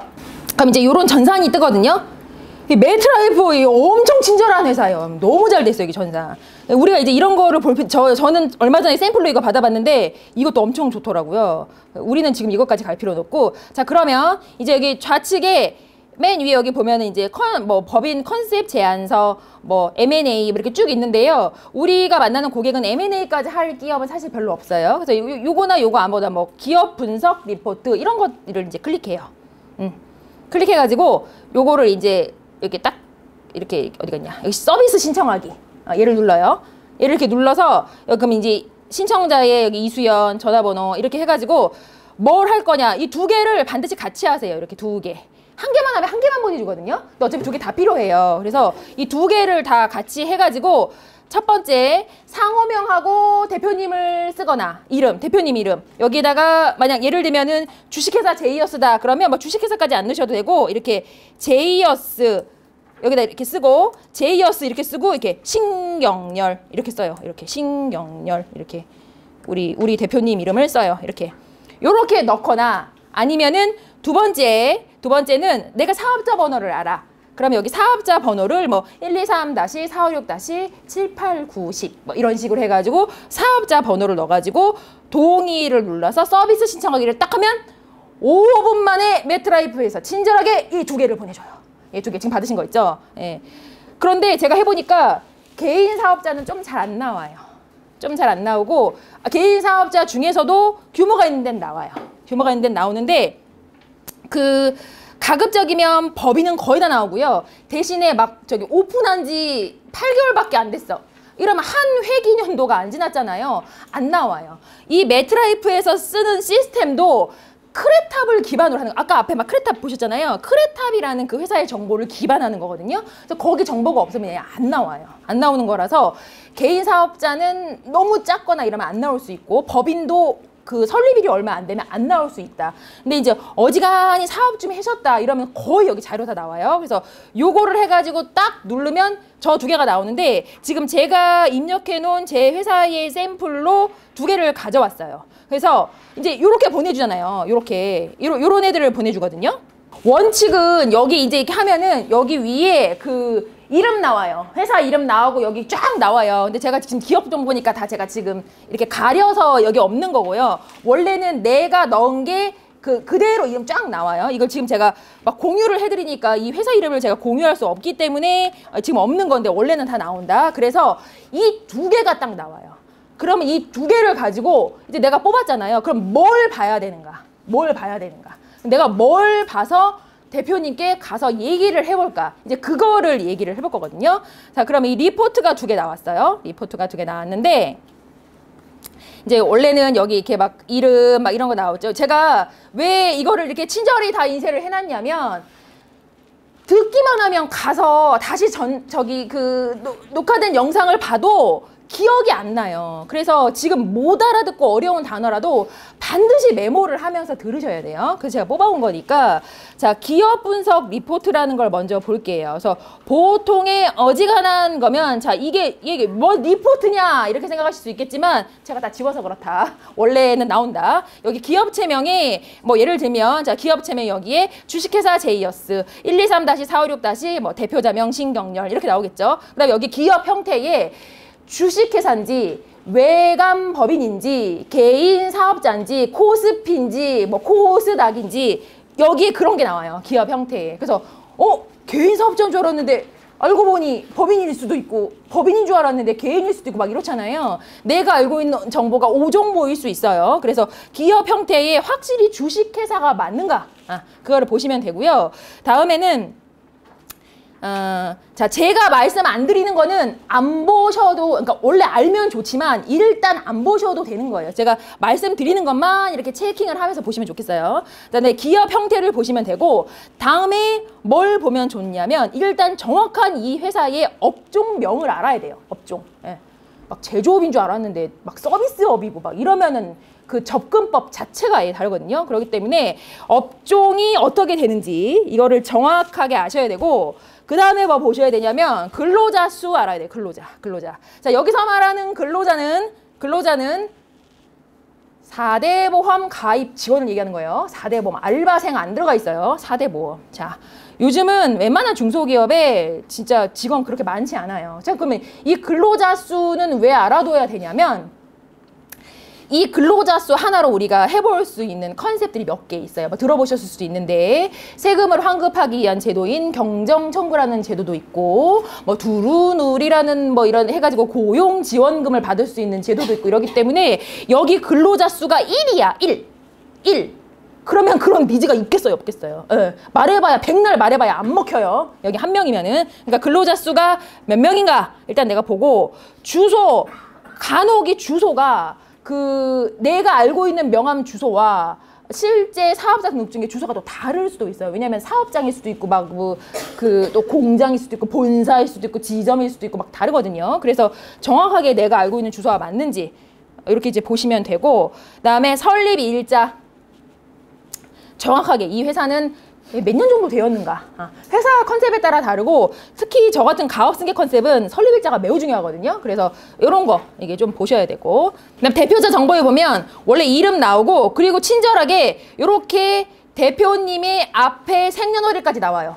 자, 그럼 이게 나와 있으면 우리 뭐가 좋을까요? 가설을 뽑아볼 수 있겠죠. 가입 설계서.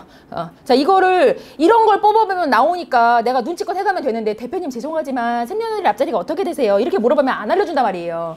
그러면 그렇다고 막 계속 신분증을 달라고 할 수는 없잖아요. 요런 거 우리가 그 기본적으로 다 나와요. 오픈돼서. 그렇기 때문에 대표님이 54년생이시구나. 그러면은 이 대표님이 빨리 보험을 가입하셔야겠다. 곧 가입을 못 하실 수 있겠다. 경정은 회사마다 다르긴 한데 한 70세까지는 그래도 있어요. 노멀하게. 근데 70세 넘어가면은 가입할 수 있는 상품이 거의 없어요. 거의. 그리고 환급률이 대박 낮아요. 엄청 낮아요. 그리고 세 번째 중요한 거는 여기 주주 현황. 여기 지금 제가 지웠지만 이거 엄청 중요해요. 주주 현황. 여기 막 별을 쳐놓으세요. 막 별 5개 막 이렇게 별. 주주 현황. 자, 주식회사니까 주주 구성이 매우 중요해요. 매우. 여기 같은 경우는 이제 뭐 대표님 있고, 여기 대표님 있고 뭐 본인 여기, 그리고 보면은 끝에 쭉 보면 경영자와 실권자와의 관계 얼마나 친절해. 관계도 알려줘. 관계가 어떻게 되는지. 자, 두 번째 여기 대표이사 본인, 그다음에 친척. 여기 회사는 친척인데 여기 대표님 형이에요. 그렇고 가족 여기는 대표님 아들이고 이렇거든요. 그래서 지금 보면은 관계를 봐야 되고, 일단 이 주주 구성 안에 간혹 타인 막 이런 거 찍혀 있는 데 있거든요. 자, 주주 구성 안에 타인이 들어와 있다라는 얘기는 일단 컨설팅할 때 어려워요. 왜냐하면 태클 걸 사람이 있다라는 얘기거든. 가족법인이어야 우리끼리 사바사바 어떻게 그냥 해보겠는데, 그렇지 않고 타인이 들어와 있으면 그 타인이 이제 실제 타인인지, 아까 앞서 잠깐 말씀드렸던 차명 주주인지 막 이런 것도 파악해야 되고, 그래서 타인이 있구나. 그러면 어떻게 되는 타인인지를 꼭 알아봐야 되고, 다음에 근데 또 가족이라고 해서 다 우리가 사이가 좋냐? 그렇지 않아요. 굉장히 사이가 안 좋은 가족도 많아요. 이 주주. 우리 대표님의 첫 번째 부인, 두 번째 이렇게 아들 이런 복잡한 관계도 많고요. 굉장히 이런 것들이 많아요. 그래서 주주 현황을 아주 잘 봐야 돼요. 여기 이 회사에 사실 이걸로 우리가 뭐든지 다 결정이 날 수 있거든요. 그리고 중요한 건 여기 주식수 이런 거 헷갈리니까 이거 계산하기 우리 좀 복잡하거든요. 그냥 이 퍼센테이지를 보세요. 지분율. 자, 그러면은 여기 보면은 본인, 이 회사 같은 경우에는 본인 대표님이 46.4이고요. 친척 여기 형님인데 50%래요. 지금 이 회사의 가장 시급한 점은 뭐냐면, 여기 형님이 지금 연세가 어떻게 되시냐면 나이 차이가 좀 나거든요. 대표님하고 10살인가 이렇게 거의 80세에 육박하세요. 자, 그럼 뭐가 문제냐면 이 형님이 돌아가시잖아요. 지분율을 50%를 갖고 있어요. 그러면 이것에 전부가 상속이 되거든요. 상속. 이제 뒤에 가면 이제 깜짝 놀라요. 여기 주식하기 그냥 깜짝 놀라거든요. 그래서 이런 것들을 볼 줄 알아야 돼요. 그래서 예를 들어서 대표님이 60 뭐 이렇게 몇 세인데, 거기에 가끔 제가 보면 대표님의 어머니가 주주로 돼 있다든지 이런 경우 있거든요. 어머니. 근데 어머님이 생각보다 지분이 엄청 많아. 어머님 연세가 82세래. 여기 큰일 나. 여기 가면은 이 대표님한테 니즈를 뭘 줘야 되냐면 상속에 대한 니즈를 반드시 줘야 돼요. 큰일 나니까, 세금 나오니까. 그래서 주주 현황을 엄청 들여다봐야 돼요. 많이 봐서 주주 실제 누군가, 실권자의 관계가 어떻게 되나, 지분율이 어떻게 되나 이렇게 좀 보시면 되고요. 다음에 경영진 이런 거는 이제 이사냐 감사냐 이런 거 들어와 있는 건데, 이거는 그냥 한번 훑어보시면 이제 되고, 저 같은 경우에는 연역도 좀 자세히 봐요. 연역. 왜냐면 여기 안에 스토리텔링이 다 있어요. 이게 지금 제가 지워서 그런데 어떤 대표이사가 여기는 약간 형제 간에 지금 분쟁이 있어요.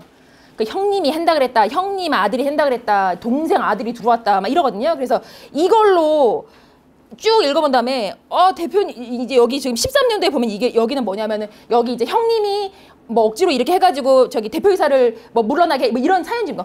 대표님 이때 뭐야, 형님이 물러나라고 하신 거예요? 어떻게 알았니? 어떻게 알아? 여기 써있잖아. 2013년에. 결국 내가 대표하고 얼마나 나포를 형성하느냐, 얘기를 많이 할 수 있는 거리를 제공하느냐, 여기에 따라서 내가 더 친해지는 거잖아요. 그래서 기업의 연역에 이거 안 나올 수 있어요. 안 나올 수 있는데 안 나오는 건 어쩔 수 없지. 안 나오는 거는 이제 대표님하고 사이좋게 하면서 잘 알아가세요. 예, 그렇게 기업 연역을 반드시 읽어봐야 되고, 그다음에 뭐 주요 구매처, 판매처 한 번씩 좀 알아두시면 좋겠죠. 왜냐면 이건 저는 이제 그 AP하거나 그 말할 거리를 제공하려고 해요. 알아보고 우리 대표님 예를 들면은 여기 뭐 수입을 하는데 수입 여기 옆에 제가 지웠는데 56.39% 엄청난 거래 비중을 차지하고 있잖아요. 그럼 예를 들면 수입하는데 그 수입 거래 업체가 주식회사 제이였어요. 우리 대표님은 제이였어고 한 50% 하시잖아요. 50% 넘으시죠, 제? 어떻게 알았어? 이렇게 물어보시거든요. 아유, 대표님 이제 관심 있으니까 다 알아보고 오지. 그 정도도 안 알아보고 올까? 그러면 그렇구나. 그러면 막 얘기를 해, 본인이. 야, 내가 지금 제이어스하고 60%를 하고 있는데 그 회사가 지금 내 갑질을 해대. 막 본인이 막 30분을 막 그러면 그냥 들어주면 되는 거예요. 그러면 친해지는 거예요. 들어주면 돼. 이걸 보고서 얘기를 하면 되고, 판매처 이런 거 하면 되고, 그다음에 이제 신용 등급 이런 거 한 번씩 이제 보시면 되고요. 이 회사 지금 이거 신용 등급만 대표님 개인 등급이 아니에요. 회사도 신용 등급이 있어요. A 플러스면 제가 지금 수백 개의 기업을 만났는데 보기 드문 회사예요. 보기 드문 회사. 돈이 많다라는 얘기니까 현금 흐름이 엄청 좋다는 얘기예요. 보통은 C 플러스 정도까지 그래도 노말해요. 괜찮아요. 근데 그 밑으로 막 더 내려가면은 실제로 우리에게는 이제 무슨 슬픈 일이 있냐면 보험으로 가입하기가 어렵다. 자, 신용 등급 여기 A 플러스 이 좋아요. 그러면서 이제 그리고 종합 의견. 예. 반드시 읽어보셔야 돼요. 여기에 기업에 대한 스토리가 다 나와 있어, 친절하게. 보시면 이하 동사는 1981년 설립된 비외감 법인으로 그냥 일반 주식회사 비외감 법인. 가끔 지난번에 타사에서 강의하는데 물어보더라고요. 아니 외관법인은 알겠는데 비외관법인은 뭐냐요? 외관법인 아니고 비외관법인은 뭐예요? 일반 주식회사지. 일반 주식회사. 자, 이 말을 이렇게 어렵게 써놔가지고 헷갈리게. 자, 비외관법인은 주식회사다. 주식회사. 이렇게 해가지고 액체 여과기 제조업을 해가지고 이만저만 해가지고 대표이사가 설립해서 근무하다가 경영 전반을 막 총괄하다가 이러고 저래가지고 막 근무지를 옮겼다가 영업 상황이 이렇고 나왔다.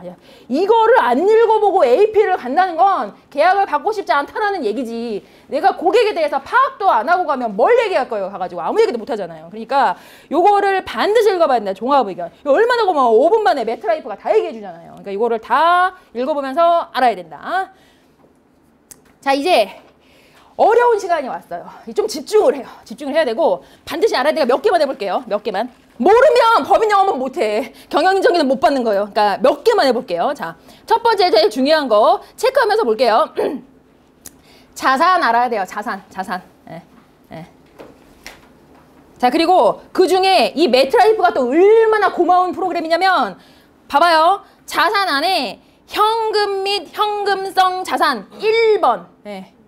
이 매트라이프 엄청난 시스템이에요. 매트라이프. 자, 그리고 밑으로 쭉 내려가 봐봐요. 밑으로 재무상태표 체크팁. 이라고 여기 나와 있죠. 재무상태표 체크팁.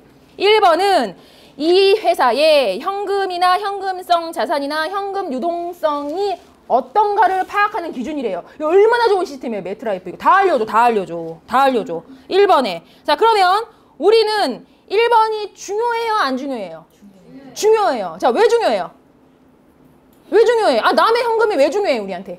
이거를 보고 자산이 막, 예를 들면 여기 자산이 막 150억이야. 여기 지금 보면 2022년 기준 한 150억이잖아요. 이거 단위가 1,000원이에요. 그래서 지금 보면은 이 자산이 지금 150억이에요. 지금 150억. 자, 근데 현금이 막 2억 있어요. 2억. 이러면 이 회사가 꼭 가난하다고 말할 수는 없지만 현금 흐름이 좀 덜 되는 업종일 수 있어요. 무슨 얘기냐면 판매를 하고 내게 다시 돈이 입금되는 데까지 시간이 많이 걸리는 거거든요. 그러면 이걸 막 400, 500씩 월납으로 고정으로 넣는 걸 굉장히 대표님들이 부담스러워 할 수 있어요. 그래서 이 현금의 규모는 또 어떤가를 첫 번째 봐야 돼요. 첫 번째. 자, 그 다음에 두 번째, 여기 2번 써놨죠. 또 이 매트라이프. 단기 대여금. 2번 써줬죠. 여기 밑에 가면 여기 밑에 체크팁. 대표이사의 가지급금 추정 계정 과목. 자, 가지급금 들어본 적 있다. 가지급금은 대표가 회사에서 돈을 가져갔다는 얘기예요. 가져갔다는 얘기. 자, 그러면 실제로 대표가 회사에서 돈을 가져가면 잘했어요? 잘못했어요?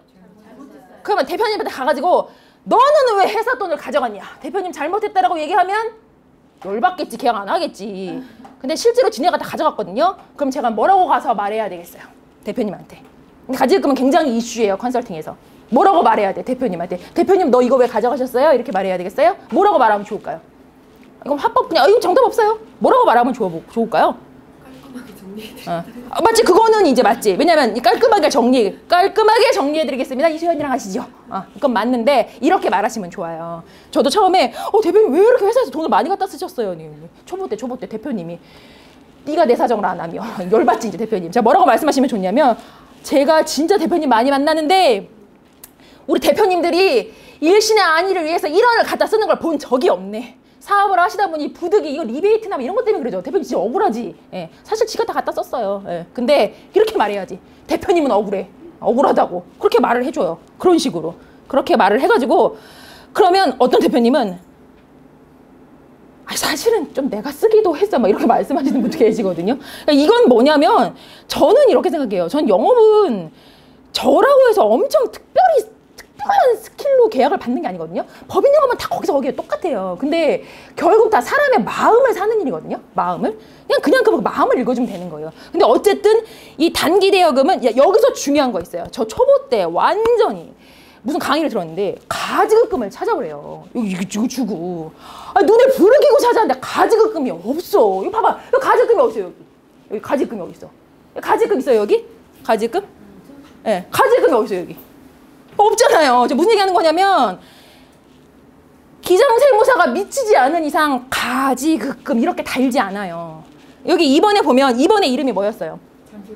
단기 대여금. 그러니까 얘를 우리가 흔히 가지급금이라고 보는데 보통은 주주, 임원, 종업원, 단기 대여금. 줄여서 주임종 단기 대여금 이렇게 얘기해요. 예. 이거면 그냥 가지급금이라고 보시면 돼요. 가지급금이란 계정 과목이 없다. 잘 알아두셔야 돼요.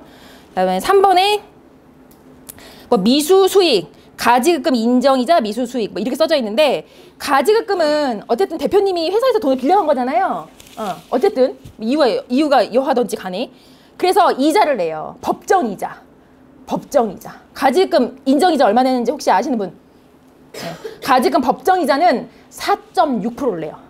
이거는 나라에서 정해놓은 거라 대표님이 싫어도 내야 돼요. 그래서 가지급금이 많을수록 안 내도 되는 이자를 많이 내야겠죠. 그래서 대표님들은 이 가지급금을 굉장히 정리하고 싶어 하세요. 골치 아파하시고. 그래서 이 가지급금을 제가 이제 다음 주나 뭐 이렇게 다른 때 이렇게 할 때 보면은 이 가지급, 이 회사도 있어요. 이제 가야 되는데 가지급금을 정리를 해주는 컨셉은 굉장히 좋은 컨셉이에요. 근데 이거를 아주 단편적이게 다가가면 계약을 조금만 받는 거고 고난이도로 해결을 할수록 또 계약을 많이 받는 그런 거거든요. 그래서 어쨌든 요런 게 달려있다라는 건 이슈가 굉장히 있다. 내 가망 고객을 뽑았더니 요게 있다. 그러면 굉장히 이슈가 있는 거다. 보시면 되고 4번 같은 경우는 그냥 알아만 두세요. 산업재산권 뭐 특허나 이런 걸로 내는 거 하는 거구나. 넘어갈게요. 이거 지금 말하면 어려우니까. 그다음에 오른쪽에 보면 5번 단기 차입금 써 있어요. 5번 단기 차입금. 네. 단기 차입금 빌렸다라는 얘기잖아요. 단기. 그냥 쉽게 설명하면 1년 안에 갚아야 되는 돈이라고 보시면 돼요. 1년 안에. 그러면 기업의 단기 차입금의 규모가 많을수록 이 기업은 좀 어떨까요? 좀 위험할 수 있고 조금 이렇게 부채 비율 같은 거에 민감할 수 있어요. 왜냐하면 부채 비율이 조금만 달라지면 은행에서 막 돈 갚으라고 난리예요. 그래서 단기 차입금의 규모가 크다라고 한다면은 조금 그런 이슈가 있을 수 있다. 단기차 그냥 편하게 1년 정도라고 보시면 된다. 이렇게 보시면 되고요. 그다음에 이제 가수금은 가지급금은 대표님이 빌린 거. 가수금은 이거하고 반대예요. 그래서 이 가지급금 옆에 위쪽에다가 6번 가수금을 써놓으세요. 그래서 가지급금은 대표님이 빌린 거. 가수금은 반대로 그럼 뭐예요? 대표님이 빌려준 돈. 그러니까 회사가 대표님한테 갚아야겠죠. 네, 갚아야겠죠.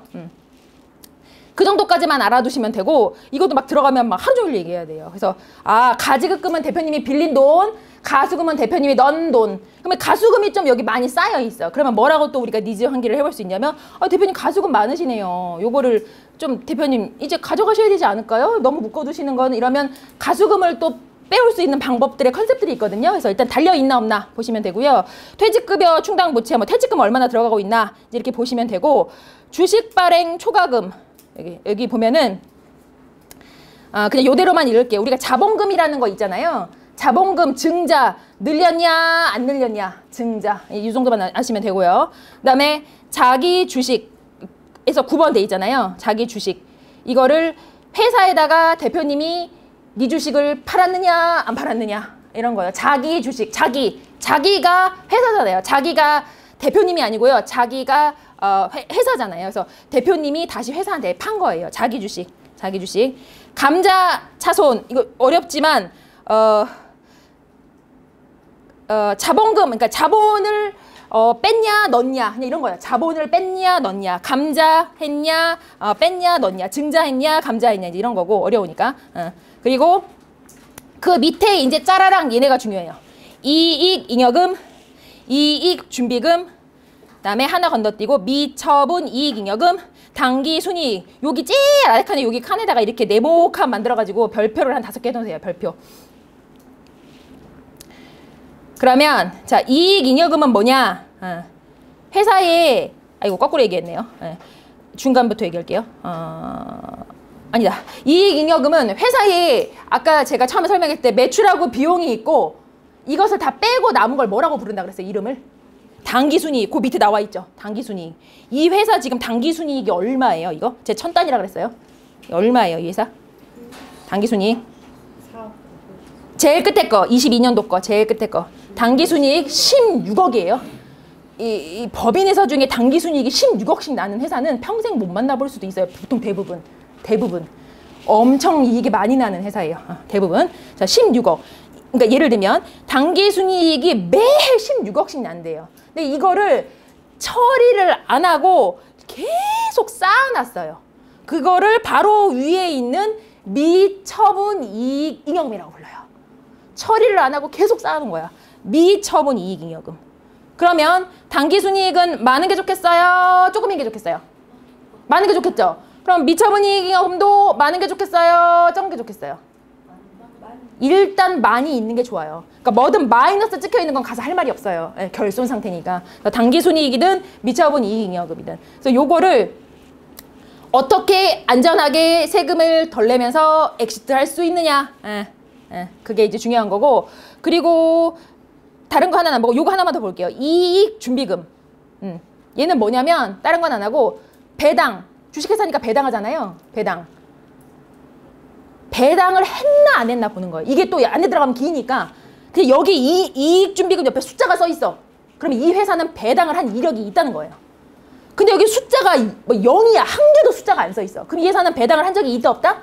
없다. 그럼 대표님한테 뭘 얘기해 볼 수 있냐면 예를 들어서 이 회사 컨디션이 이런데 이익준비금이 0이에요. 그러면 아니 대표님 이익이 이렇게 많이 나는데 도대체 배당도 한 번도 안 받으신 이유가 뭐예요? 저에게 물어보잖아요. 그러면 어떻게 알았냐고 물어봐요. 뭐 어떻게 알아? 여기 써 있잖아요. 근데 이런 내용을 모르면 이익준비금이 그런 내용인지 우리가 모르잖아요. 그러니까 대표님하고 자꾸 말할 수 있는 거리를 만드는 게 중요하거든요. 그래서 아니 대표님 제가 보니까 이익준비금이 하나도 없더만 왜 배당을 안 받으셨을까요? 라고 하면 주주 현황으로 돌아갈 확률이 매우 높아요.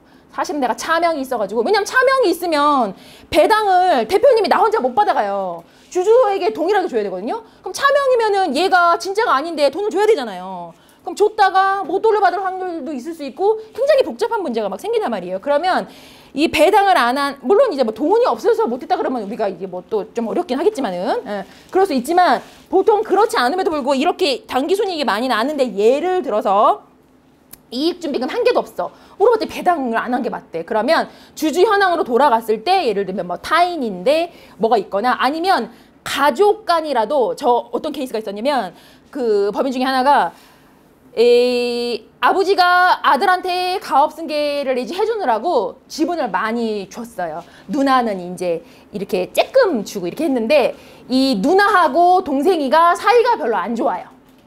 아버지는 돌아가셨고 사이가 별로 안 좋아요. 하고 회사가 이익이 많이 나는데 이 동생 놈의 새끼가 누나한테 주기 싫어가지고 배당을 안 대놓고 이렇게 말하더라고요. 근데 좀 사연이 많은데 좀 동생이 나빴어요. 제가 보기에는 객관적으로. 근데 뭐 네가 나빴다고 말할 수는 없으니까 대표님이니까. 그래서 실제로 가족 간인데도 내가 그러니까 안 가져가면 안 가져갔지 너한테는 줄 수 없다. 이래서 배당을 안 하는 것도 있거든요. 그래서 이거를 잘 이제 파고들어서 얘기를 하면 막 스토리를 얘기하는 거예요. 그러면 이제 또 우리가 인간사를 나누면서 이제 막 컨설팅 포인트를 찾아가야겠죠. 그래서 요 계정 과목 하나만 보고도 뭘 얘기해야 될지가 막 엄청나게 나온다. 그게 뭐다? 배당을 했는지 안 했는지를 확인하는 계정 과목은 이익준비금. 이걸 보시면 된다. 그래서 여기 이익잉여금 안에 요런 애들을 이렇게 보시면 된다. 자, 손익계산서는요. 생각보다 그렇게 크게 볼 게 없어요. 볼 게 없고 아까 손익계산서는 제가 매출하고 요거 하나 물어볼까요? 막강 퀴즈. 자, 재무제표는 주로 몇 개년치를 본다 그랬죠? 3개년. 손익계산서는 1년. 자, 1년짜리 살림살이 표예요. 자, 그래서 22년. 오른쪽 제일 끝에 있는 게 22년이에요. 여기 보면은 여기도 친절하게 1, 2, 3, 4 여기는 좀 빨리 가볼게요. 번호 쭈루룩 매겨져 있잖아요. 1, 2, 3, 4 이렇게 쭉 나와 있고 밑에 보면 체크 팁에 아주 매트라이프가 친절하게 잘 설명해놨어요. 자, 급여에서도 임원급여, 직원급여, 뭐 퇴직급여. 자, 그 다음에 이제 우리가 그 아주 유심히 봐야 되는 계정 과목이 하나, 이게 뭐예요 이거? 몇 번이에요? 4번.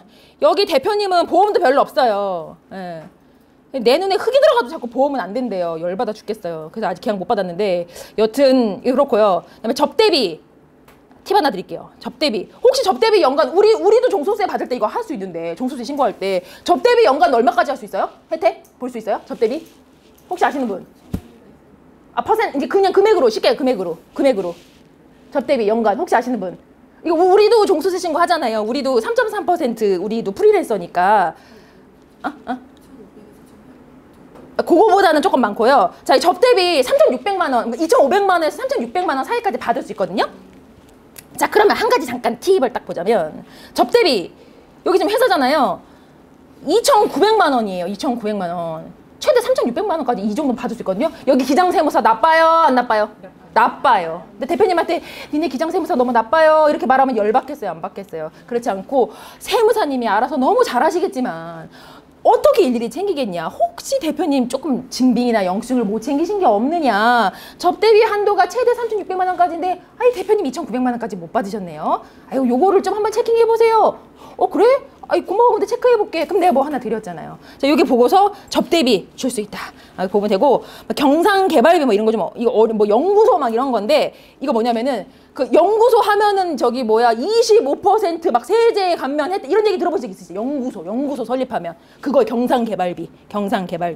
그래서 이거를 사후 관리를 잘 하면서 이렇게 막 해야 되거든요. 그러니까 이거는 연구소 이런 애들은 뭐 감가상각비 막 이런 어려우니까 그 경상개발비는 연구소와 관련된 세제 혜택을 받고 있는지 아닌지 그런 거예요.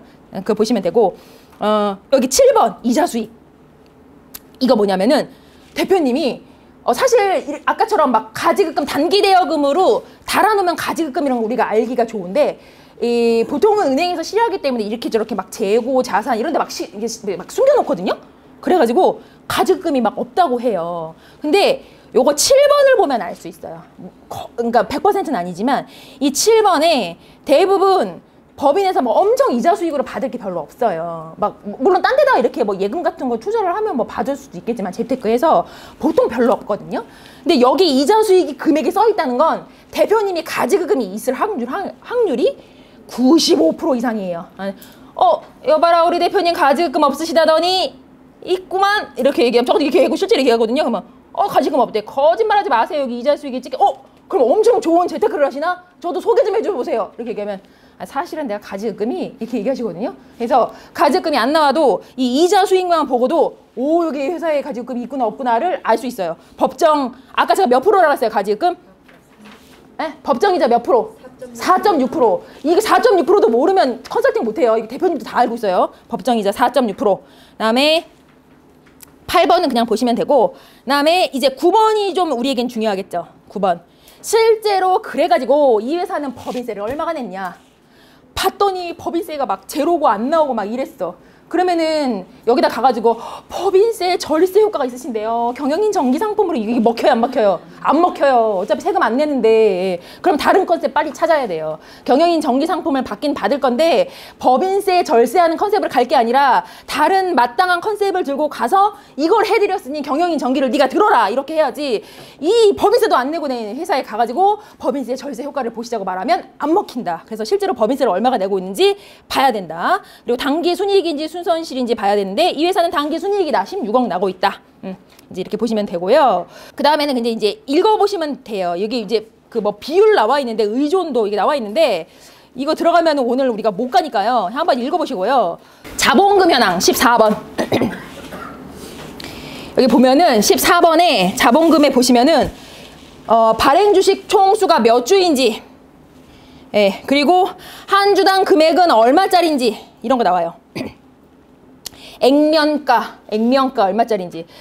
대부분의 비상장 주식은 액면가는 5,000원 아니면 10,000원이에요. 그래서 간혹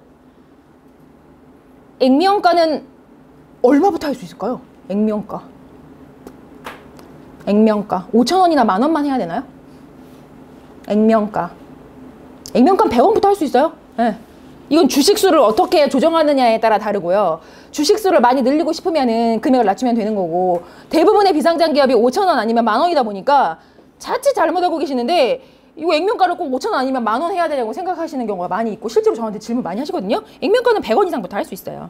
요게 보시면 되고, 일단 여기 기억해 놓으세요. 액면가 5,000원이구나. 여기는 4만 주를 발행했구나. 자, 그러면 이 회사의 자본금은 어떻게 계산할까요?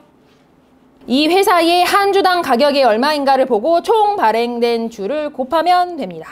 곱하면 그러면 금액이 나옵니다. 그래서 실제로 자본금은 얼마인지를 우리가 파악했을 때 그렇게 보시면 되겠고, 자, 그래서 이제 전체적으로 우리가 여기 이 기업의 재무 상황을 파악했죠. 이 회사는 가지금이 있고 현금 흐름은 괜찮고 순이익도 많이 나고 뭐 이런 이제 니즈들이 있는 걸 좀 파악을 했어요. 그럼 이제 내가 가서 말을 해야 되는데, 이 매트라이프의 시스템이 얼마나 좋냐면 친절하게 신호등으로 해놨어요. 신호등. 네, 신호등. 자, 빨강색 급해요. 빨강색 급해요. 니즈 확실히 있어요. 자, 초록색 좀 뭐 안정적인 거죠. 근데 보통은 제가 해보니까 주황색 많이 나와요. 주황색. 얘도 약간 파악하기 애매해서 그런지 이 중간 걸치는 것 같은데 여튼 주황색 많이 나와요. 이게 신호등으로 나와 있거든요. 그래서 일단 빨간색 있는 부분을 먼저 뭐 봐도 되지만 우리 오늘 어쨌든 다 살펴볼 거니까 봐볼게요. 자, 이거 아까 앞에서 본 거하고 비슷해요. 기업 개요, 기업명, 설립 일자, 이 조금 더 여기는 자세하게 나와 있죠. 이제 그 제안서로 만들다 보니까 내가 이두저도 못하겠다 이러면 요거를 딱 뽑아가지고 이거 아까 두 개를 이렇게 뽑아가지고 제본을 딱 떠가지고 대표님한테 하나 갖다 드리면서, 왜냐면 내가 잘 모르잖아요. 나는 이거 노트북을 보면서 이렇게 설명을 해주면 되겠죠. 대표님께 이런 뭔가 보고서 형태의 지류를 갖다 준다는 건 굉장히 내가 있어 보이는 일이에요. 이건 매트가 다 5분 만에 해주잖아요. 그래서 꼭 가실 때 이런 경우 있어요. 근데 뭐 말해야 될지 모른다고. 이거 다 보고도. 지금 저 같은 경우는 이거 아무것도 안 봐도 가서 할 얘기가 되게 많거든요. 근데 내가 이게 아직 익숙지 않을 때는 자꾸 자료를 보면서 하는 게 좋아요. 그래야 초보티가 안 나요. 초보티. 내가 이렇게, 우리 개인정보도 마찬가지잖아요. 우리 다 이렇게 분석해 가잖아요. 그래서 이런 것들이 이제 재무 분석하고 기업 정보 같이 해볼게요. 그러면 읽어보면 딱 똑같아요. 여기 찌리리 다 나왔어요. 앞에서 봤던 내용들 그런 거예요. 조금 함축되어 있고 나와 있고 내용 다 보시면 되고, 주주 현황 보시면 되고, 아까 앞에서 본 거예요. 쭉 넘어가면서 요약해가지고 재무 상태표 어떤지, 자산은 어떻고요. 여기 지금 미처분 이익잉여금이 143억이거든요. 근데 아까 현금이 여기 한 17억 정도 됐거든요. 그래도 좀 양호한 기업이긴 하긴 한데, 이 미처분 이익잉여금하고 현금의 비율이 똑같은 회사는 없어요. 그 대표님이 고민인 거예요. 미처분 이익잉여금이 143억이고 현금 보유이익이 143억이면 문제될 게 하나도 없거든요. 자, 그러면 굉장히 아이러니하죠. 이렇게 이익이 많이 났다는데 현금이 별로 없어. 왜 그럴까요? 대부분의 회사가 이렇거든요. 왜 그럴까요? 왜 그럴 것 같으세요? 이 대표님 항상 고민이거든요. 야, 이거 내가 미쳐본 이익이익이다. 현금이면 뭐가 문제냐? 이런 얘기 진짜 많이 하시거든요. 예. 왜 그럴까요? 이거 왜 이렇게 됐어요? 회전율이 좀 낮으면 그럴 수 있어요. 실제로 물건을 팔았는데 돈이 늦게 들어오고 이러다 보니까는, 그러니까 이제 외상이죠, 외상. 그런 형태로 있을 수 있고, 그리고 실제로는 대부분 어떻냐면, 은행하고들의 거래를 좀 유기적으로 하기 위해서 우리끼리 표현하기로는 이제 재무제표 예쁘게 꾸민다는 얘기 막 하거든요. 실제 이익이 안 나도 굉장히 아이러니한데 이익이 나게 재무제표를 만들 수 있어요. 근데 그렇게 할 수밖에 없는 사연들은 대출이 껴있다거나 막 다른 내용들이 있거나 이러면은 연장을 막 안 해주고 이러니까 이익이 안 나도 이익을 나게 하다 보니 실제 돈이 없는데 잉여금이 쌓이는 경우도 있는 거예요. 그러다 보니 뭐 여러 가지 사연이 있겠지만 실제 미처본 이익 잉여금 금액과 현금이 일치하지 않는 경우가 너무 많고, 그것 때문에 대표님들이 그 고민이 많으시다. 고민이 많으시다. 밑에 손익계산서도 이렇게 요약해놨죠. 여기 보면 재무상태표, 손익계산서, 여기 활동성 이런 거 막 나와 있는데, 활동성 나와 있는데 이렇게 보시면 되고, 여기는 그냥 읽어보세요. 활동성, 안정성. 이거 이게 설명하려면 너무 오래 걸리니까 이게 그렇구나. 이게 한번 이렇게 읽어보시면 될 것 같아요. 읽어보시면 될 것 같고, 그 다음에 이제 요거 비상장 주식 가치평가. 이 주식 가치평가 굉장히 중요하거든요. 아까 제가 4만 주가 발행할 주식 총수였나 보네. 그러면 자본금을 그걸 곱하면 안 되고요. 그 옆에 다른 주가 있었을 거예요, 아마. 다른 주. 한번 봐볼까요? 제가 아까 지금 헷갈려 잘못 봤는데요. 지금 금액이 틀려서 확인해 보니까 주당 금액은 5,000원이고 이거는 발행할 주식, 그러니까 최대 4만 주까지 할 수 있는데 이 회사는 2만 주, 옆에 보시면 오른쪽에 2만 주를 발행했대요. 그래서 5,000원 곱하기 2만 하면 1억이 자본금이에요. 밑에 왜 안 맞나 지금 확인해 봤더니 아까 제가 잘못 말씀드렸고, 주당 금액 5,000원에 오른쪽에 발행 주식 총수를 곱하는 게 자본금을 구하는 방식이다. 그래서 1억이 맞아요. 1억이 맞고요. 그래서 여기 보면 자본금 1억이라고 써져 있죠. 액면가 5,000원, 발행 주식 2만 주, 자본금은 1억. 자, 그런데 이 가평가에서 주는 거거든요. 한 주당 주식 가격이 지금 여기 얼마래요? 62만 917원. 5,000원짜리가 62만 917원이 됐어요. 세금이, 사실 여기 왜 아무것도 못하냐면 그냥 가업 상속이나 받으시라 그래야 되나? 세금이 엄청 많이 나와요. 이게 지금 몇 배 뛴 거예요? 5,000원짜리가 62만 원이 됐으면 이거 뭐 막 계산하기도 어렵잖아요. 너무 많이 뛰었잖아요. 그래서 이렇게 됐을 때 그럼 무조건 나쁘기만 하냐? 반드시 알아둬야 되는 게 뭐냐면, 저처럼 가업승계를 컨셉으로 하는 사람은 주식 가치가 높은 건 별로 좋지 않아요. 왜냐하면 세금이 많이 나와가지고 이거를 막 증여특례 같은 걸 활용한다고 해도 진짜 어떻게 할 수 없는 지경에 이르르면 그냥 가업 상속이나 받으시죠. 이제 솔직히 가업 상속 공제라는 게 있거든요. 그 나라에서 주는 혜택인데 그거는 플랜이 아니에요. 그냥 돌아가시면 나라에서 그냥 만들어주는 제도거든요. 그래서 저처럼 가업승계를 컨셉으로 하는 사람은 이게 별로 안 좋아요. 자, 그러면 주식 가치가 높아서 좋을 때는 언제일까요? 주식 가치가 높아서 좋을 때.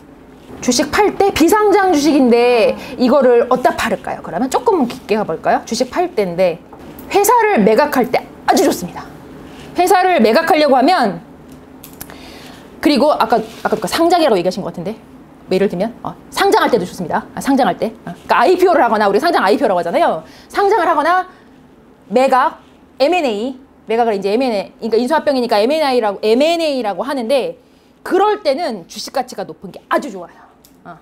그래서 어떻게든 이거를 막 높이려고 해야 돼요. 그래서 혹시 내 가망 고객이 아니면 이렇게 뭐 건너 아는데 가업승계가 니즈가 있다라고 하면 주식 가치가 좀 낮아야지 좋은 거고, 그럼 그걸 어떻게 낮출 수 있는가를 우리가 이제 방안을 찾아봐야 되고, 또 건너 아는데 그 회사는 좀 되게 스타트업이기도 한데 막 유망한, 좀 뭐 얼마 안 됐지만은 젊은 막 이렇게 하면은 주식 가치가 무조건 높은 게 좋아요. 그래서 그 주변에 들었다 이러면 주식 가치 높으면 나쁘구나라고 생각하지 마시고, 케이스 바이 케이스니까 어떤 컨셉이냐에 따라서 달라질 수 있는데, M&A를 하거나 IPO를, 그러니까 매각을 하거나 상장을 하려고 하면, M&A나 IPO, 상장을 하려고 하면 주식 가치가 반드시 높아야 돼요.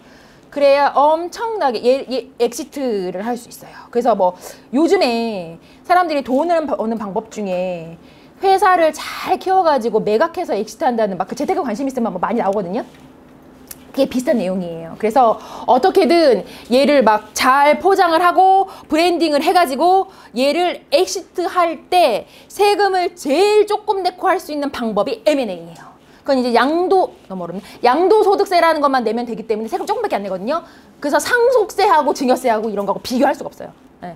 상속세 최고는 50% 그냥 넘어요. 50% 쉽게 50% 넘어요. 근데 양도소득세 최고는 25%예요. 절반이니까 이 세금을 절약하는 거에 엄청 좋은 거예요. 그래서 혹시 주변에 내가 이제 이렇게 아는 사람이 있는데 건너 들었어요.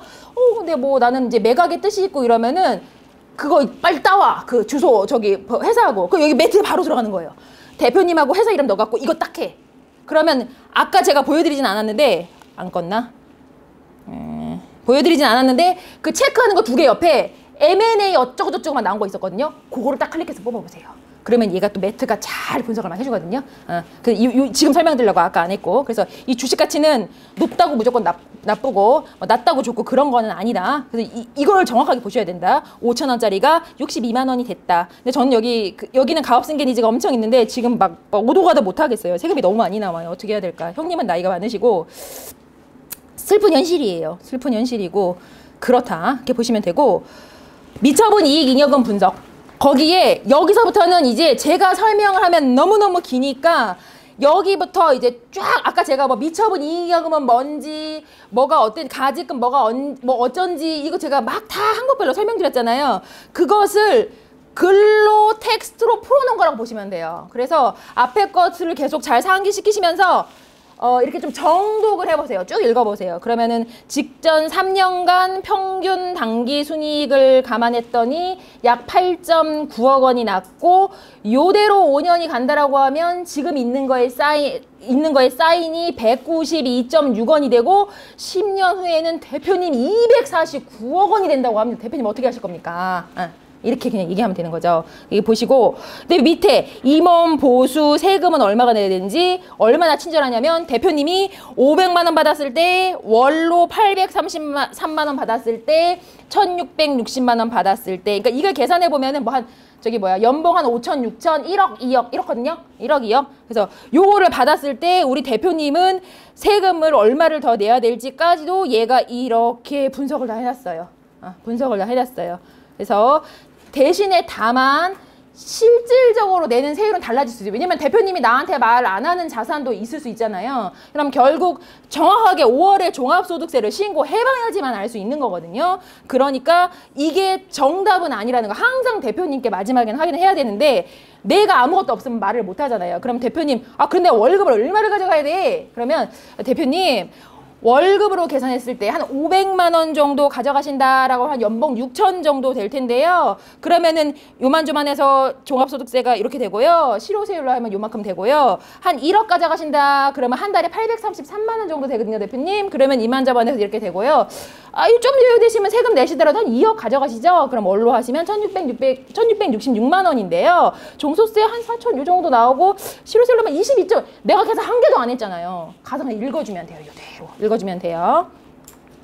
그리고 배당금.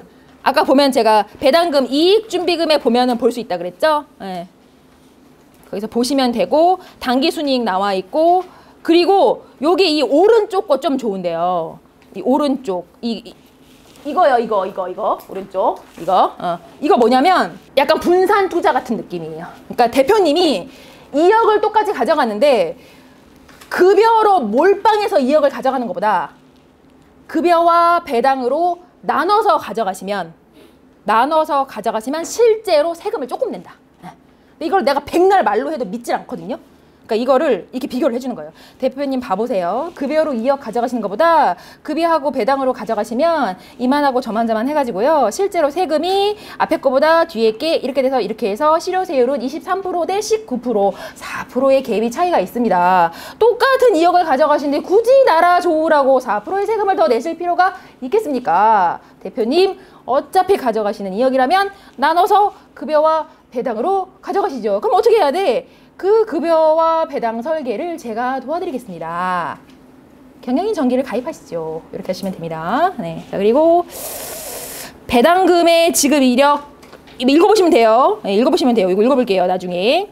그리고 여기 요건 제가 앞에서 설명했어요. 퇴직소득 이렇게 해가지고 하려면은 정관을 바꿔야 된다. 뭐 어떻게 해야 된다. 막 그런 거 제가 앞에서 설명했잖아요. 그거 읽어보시면 돼요.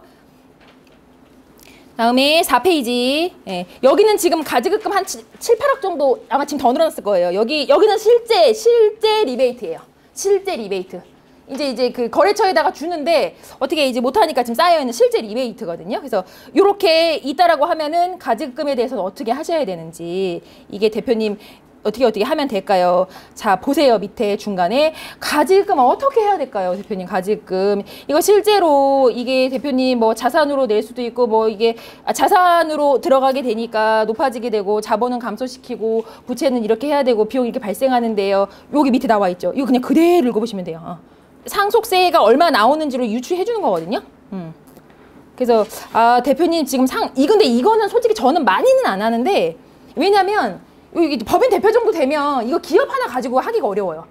집이 있을 수도 있고 막 뭐 땅도 있고 막 이래가지고 이거 가지고 가자마. 아유 나 그거 말고 또 있어. 이게 좀 그렇더라고요. 지금 우리는 공부 차원에서 한번 읽어보시면 좋겠어요. 상속세라는 게 어떻게 나오는구나. 뭐 세후 냈을 때 어떻게 되는구나. 실효 세후는 얼마구나. 이제 이거를 좀 읽어보시면 좋겠거든요. 네.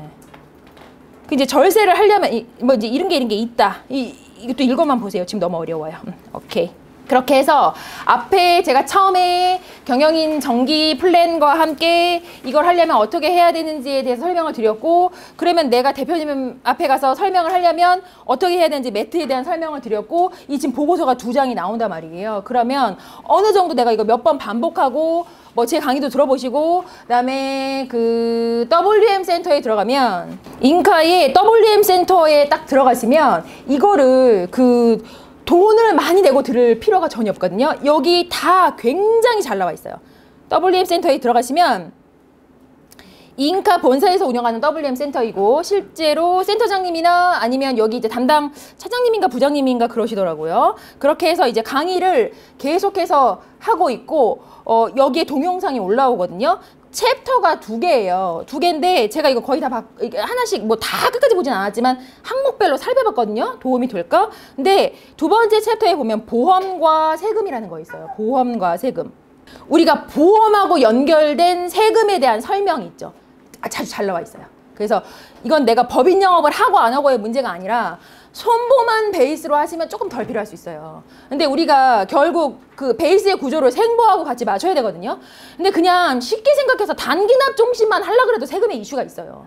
세금의 이슈가 있거든요. 그래서 그거하고 관련된 것들을 이걸 막 증여 이런 거 막 많이 나오거든요. 그래서 여기 안에 생각보다 얘가 굉장히 내용이 있어요. 그리고 화법으로 쓰기 좋아요. 이거 대표 왜 증여하시려고 그러는데요? 그럼 왜 상속은 하셔야 될까? 이런 게 많이 나와 있거든요. 그래서 보험과 세금이라고 되어 있는 챕터를 좀 참고를 해보시면 좋겠고 법인 영업하고 관련돼서는 2페이지까지만 보세요. 2페이지. 그 이상 볼 필요는 없고요. 사실은 2페이지도 첫째 줄까지만 해당되겠다. 거의 첫째 줄인데 일단 2페이지까지만. 왜냐면 그 세법은 해마다 개정이 돼요. 그래가지고 뒤에 거를 봐봐야 소용이 없어요. 그러니까 컨셉이 달라지거나 내용이 바뀌거나 프로세스가 달라지지는 않아요. 근데 가업승계 같은 경우에도 작년에 60억이었는데 올해 120억까지 늘어났거든요. 예를 들면 그 공제 금액의 확대가. 그렇기 때문에 내가 뒤에 있는 5페이지 거를 보고 가서 그때는 아마 한 30억이었을 거예요. 가서 30억이라고 얘기하면 대표님이 더 잘 알아요. 여봐라 120억까지 늘어났다. 그러면은 문제가 있는 거예요. 그렇기 때문에 다른 것도 우리가 뭐 개인 영업도 마찬가지겠지만 법인 영업은 이 세법이 계속 해마다 바뀌거든요. 그래서 여름에 7월이나 8월쯤에 개정안이 나오고 올해도 11월 말에 12월 달에 이게 이제 확정이 돼서 통과가 됐어요. 그래서 2024년 개정안이 나왔거든요. 그래서 여기서 보실 때 2페이지 이상 뒤로 가서 보실 필요 없어요. 이 뒤에 거라 내가 공부를 진짜 열심히 해야 되겠다. 다 보면 헷갈려요. 볼 필요 없어요. 2페이지 이상 뒤에 볼 필요 없고 그리고 뭘 먼저 보시냐면 1페이지의 한 중간 정도 되는 부분에 보시면은 법인영업 실전 AP 화법 1, 2, 3 인카 엄청 친절한 회사예요. 엄청 친절한 회사. 자, 그래서 매트라이프하고 인카하고 2개 있으면 내가 법인 영업을 몰라가지고 못한다는 얘기는 말이 안 돼요. 예. 저는 이거를 한 2천만 원 정도 돈을 내고 다 교육으로 받았거든요. 나 알려준 사람이 없어가지고. 그리고 프라이빗에서는 이런 게 없어요. 아예 없고 저는 다 돈 내고 들었어요. 그래서 이거를 다른 것도 좋지만 지금 가업승계의 비밀 이런 걸 들으면 안 들어와요. 너무 어려워서. 그러니까 우리가 중요한 건 뭐냐면 경영인 정기 플랜으로 CEO 플랜으로 심플하게 전달을 하는데 제가 앞서 말씀드린 것도 있지만 입을 떼어볼 수 있을 정도의 지식 그게 중요한 거거든요. 그게 AP잖아요. 그게 여기 나와 있어요. 1번, 2번, 3번. 그래서 이거를 우리가 운전 많이 하잖아요. 다닐 때. 노상 틀어놓고 듣는 거야. 외울 필요는 없지만. 그래서 여기 보면 뭐 퇴직금은 어떻게 해야 되는구나. 가지급금은 여기 막 컨셉의 설명들이 막 많이 나오거든요. 근데 실제로 가지급금을 정리하는 방법은 컨셉이 굉장히 여러 개 있어요. 뭐 이익소각도 있고 배당도 있고 뭐 급여도 있고 뭐 자기 주식도 있는데 내가 가서 자기 주식이나 다른 이익소각으로 못 해주잖아요, 컨설팅. 그러면 혼자 못 간다고요. 그럴 때는 WM 센터에 연락해서 이쪽에서 동행을 나가시던지 아니면 저한테 연락해서 동행을 나가시던지 혼자 갈 수 있으면 혼자 가서 풀면 돼요. 근데 혼자 못 가잖아요. 그러니까 제가 드리는 말씀은 뭐냐면 제 외부 강의 할 때도 늘 듣는 말인데 이게 내가 혼자 가서 받으면 500 받을 계약인데 저랑 가면 반 나눠야 되잖아요. 아깝다는 생각이 드는 순간 계약을 못 해요. 못 해. 근데 그렇게 생각하지 마시고 내 계약을 나눈다고 생각하지 마시고 500 받을 걸 250을 받는 게 아니라 못 받을 걸 250을 받는다고 생각을 하시라고요. 그렇게 해서 계속 따라가. 제가 동행 가보면 이런 분들이 계세요. 조인업을 갔는데 업체 소개시켜주고 이제 저 같은 경우 갈 때 PT 다 만들어 가거든요. 전부 다. 그러면 한 번 와. 안 와. 저만 혼자 다녀 그 기업에. 그 사람 바보예요, 아니에요? 바보예요. 왜 바보냐면 어떻게 되냐면 나중에 그 대표님이 어떻게 할 것 같아요? 저한테 고객 뺏겨요, 그러면. 그렇잖아. 얼굴도 안 보이고 심지어 PT도 제가 다 하는데 그렇게 영업하시면 안 돼요. 근데 대부분 같이 안 가려고 해요. 조인업 가는 사람들이. 왜냐면 내 거를 다 보여줘야 되잖아요. 그래서 보통은 다 안 보여준다고요. 그러니까 그렇게 하지 마시고 만약 저랑 동행 가셔도 되고 다른 사람이랑 가도 상관없어요.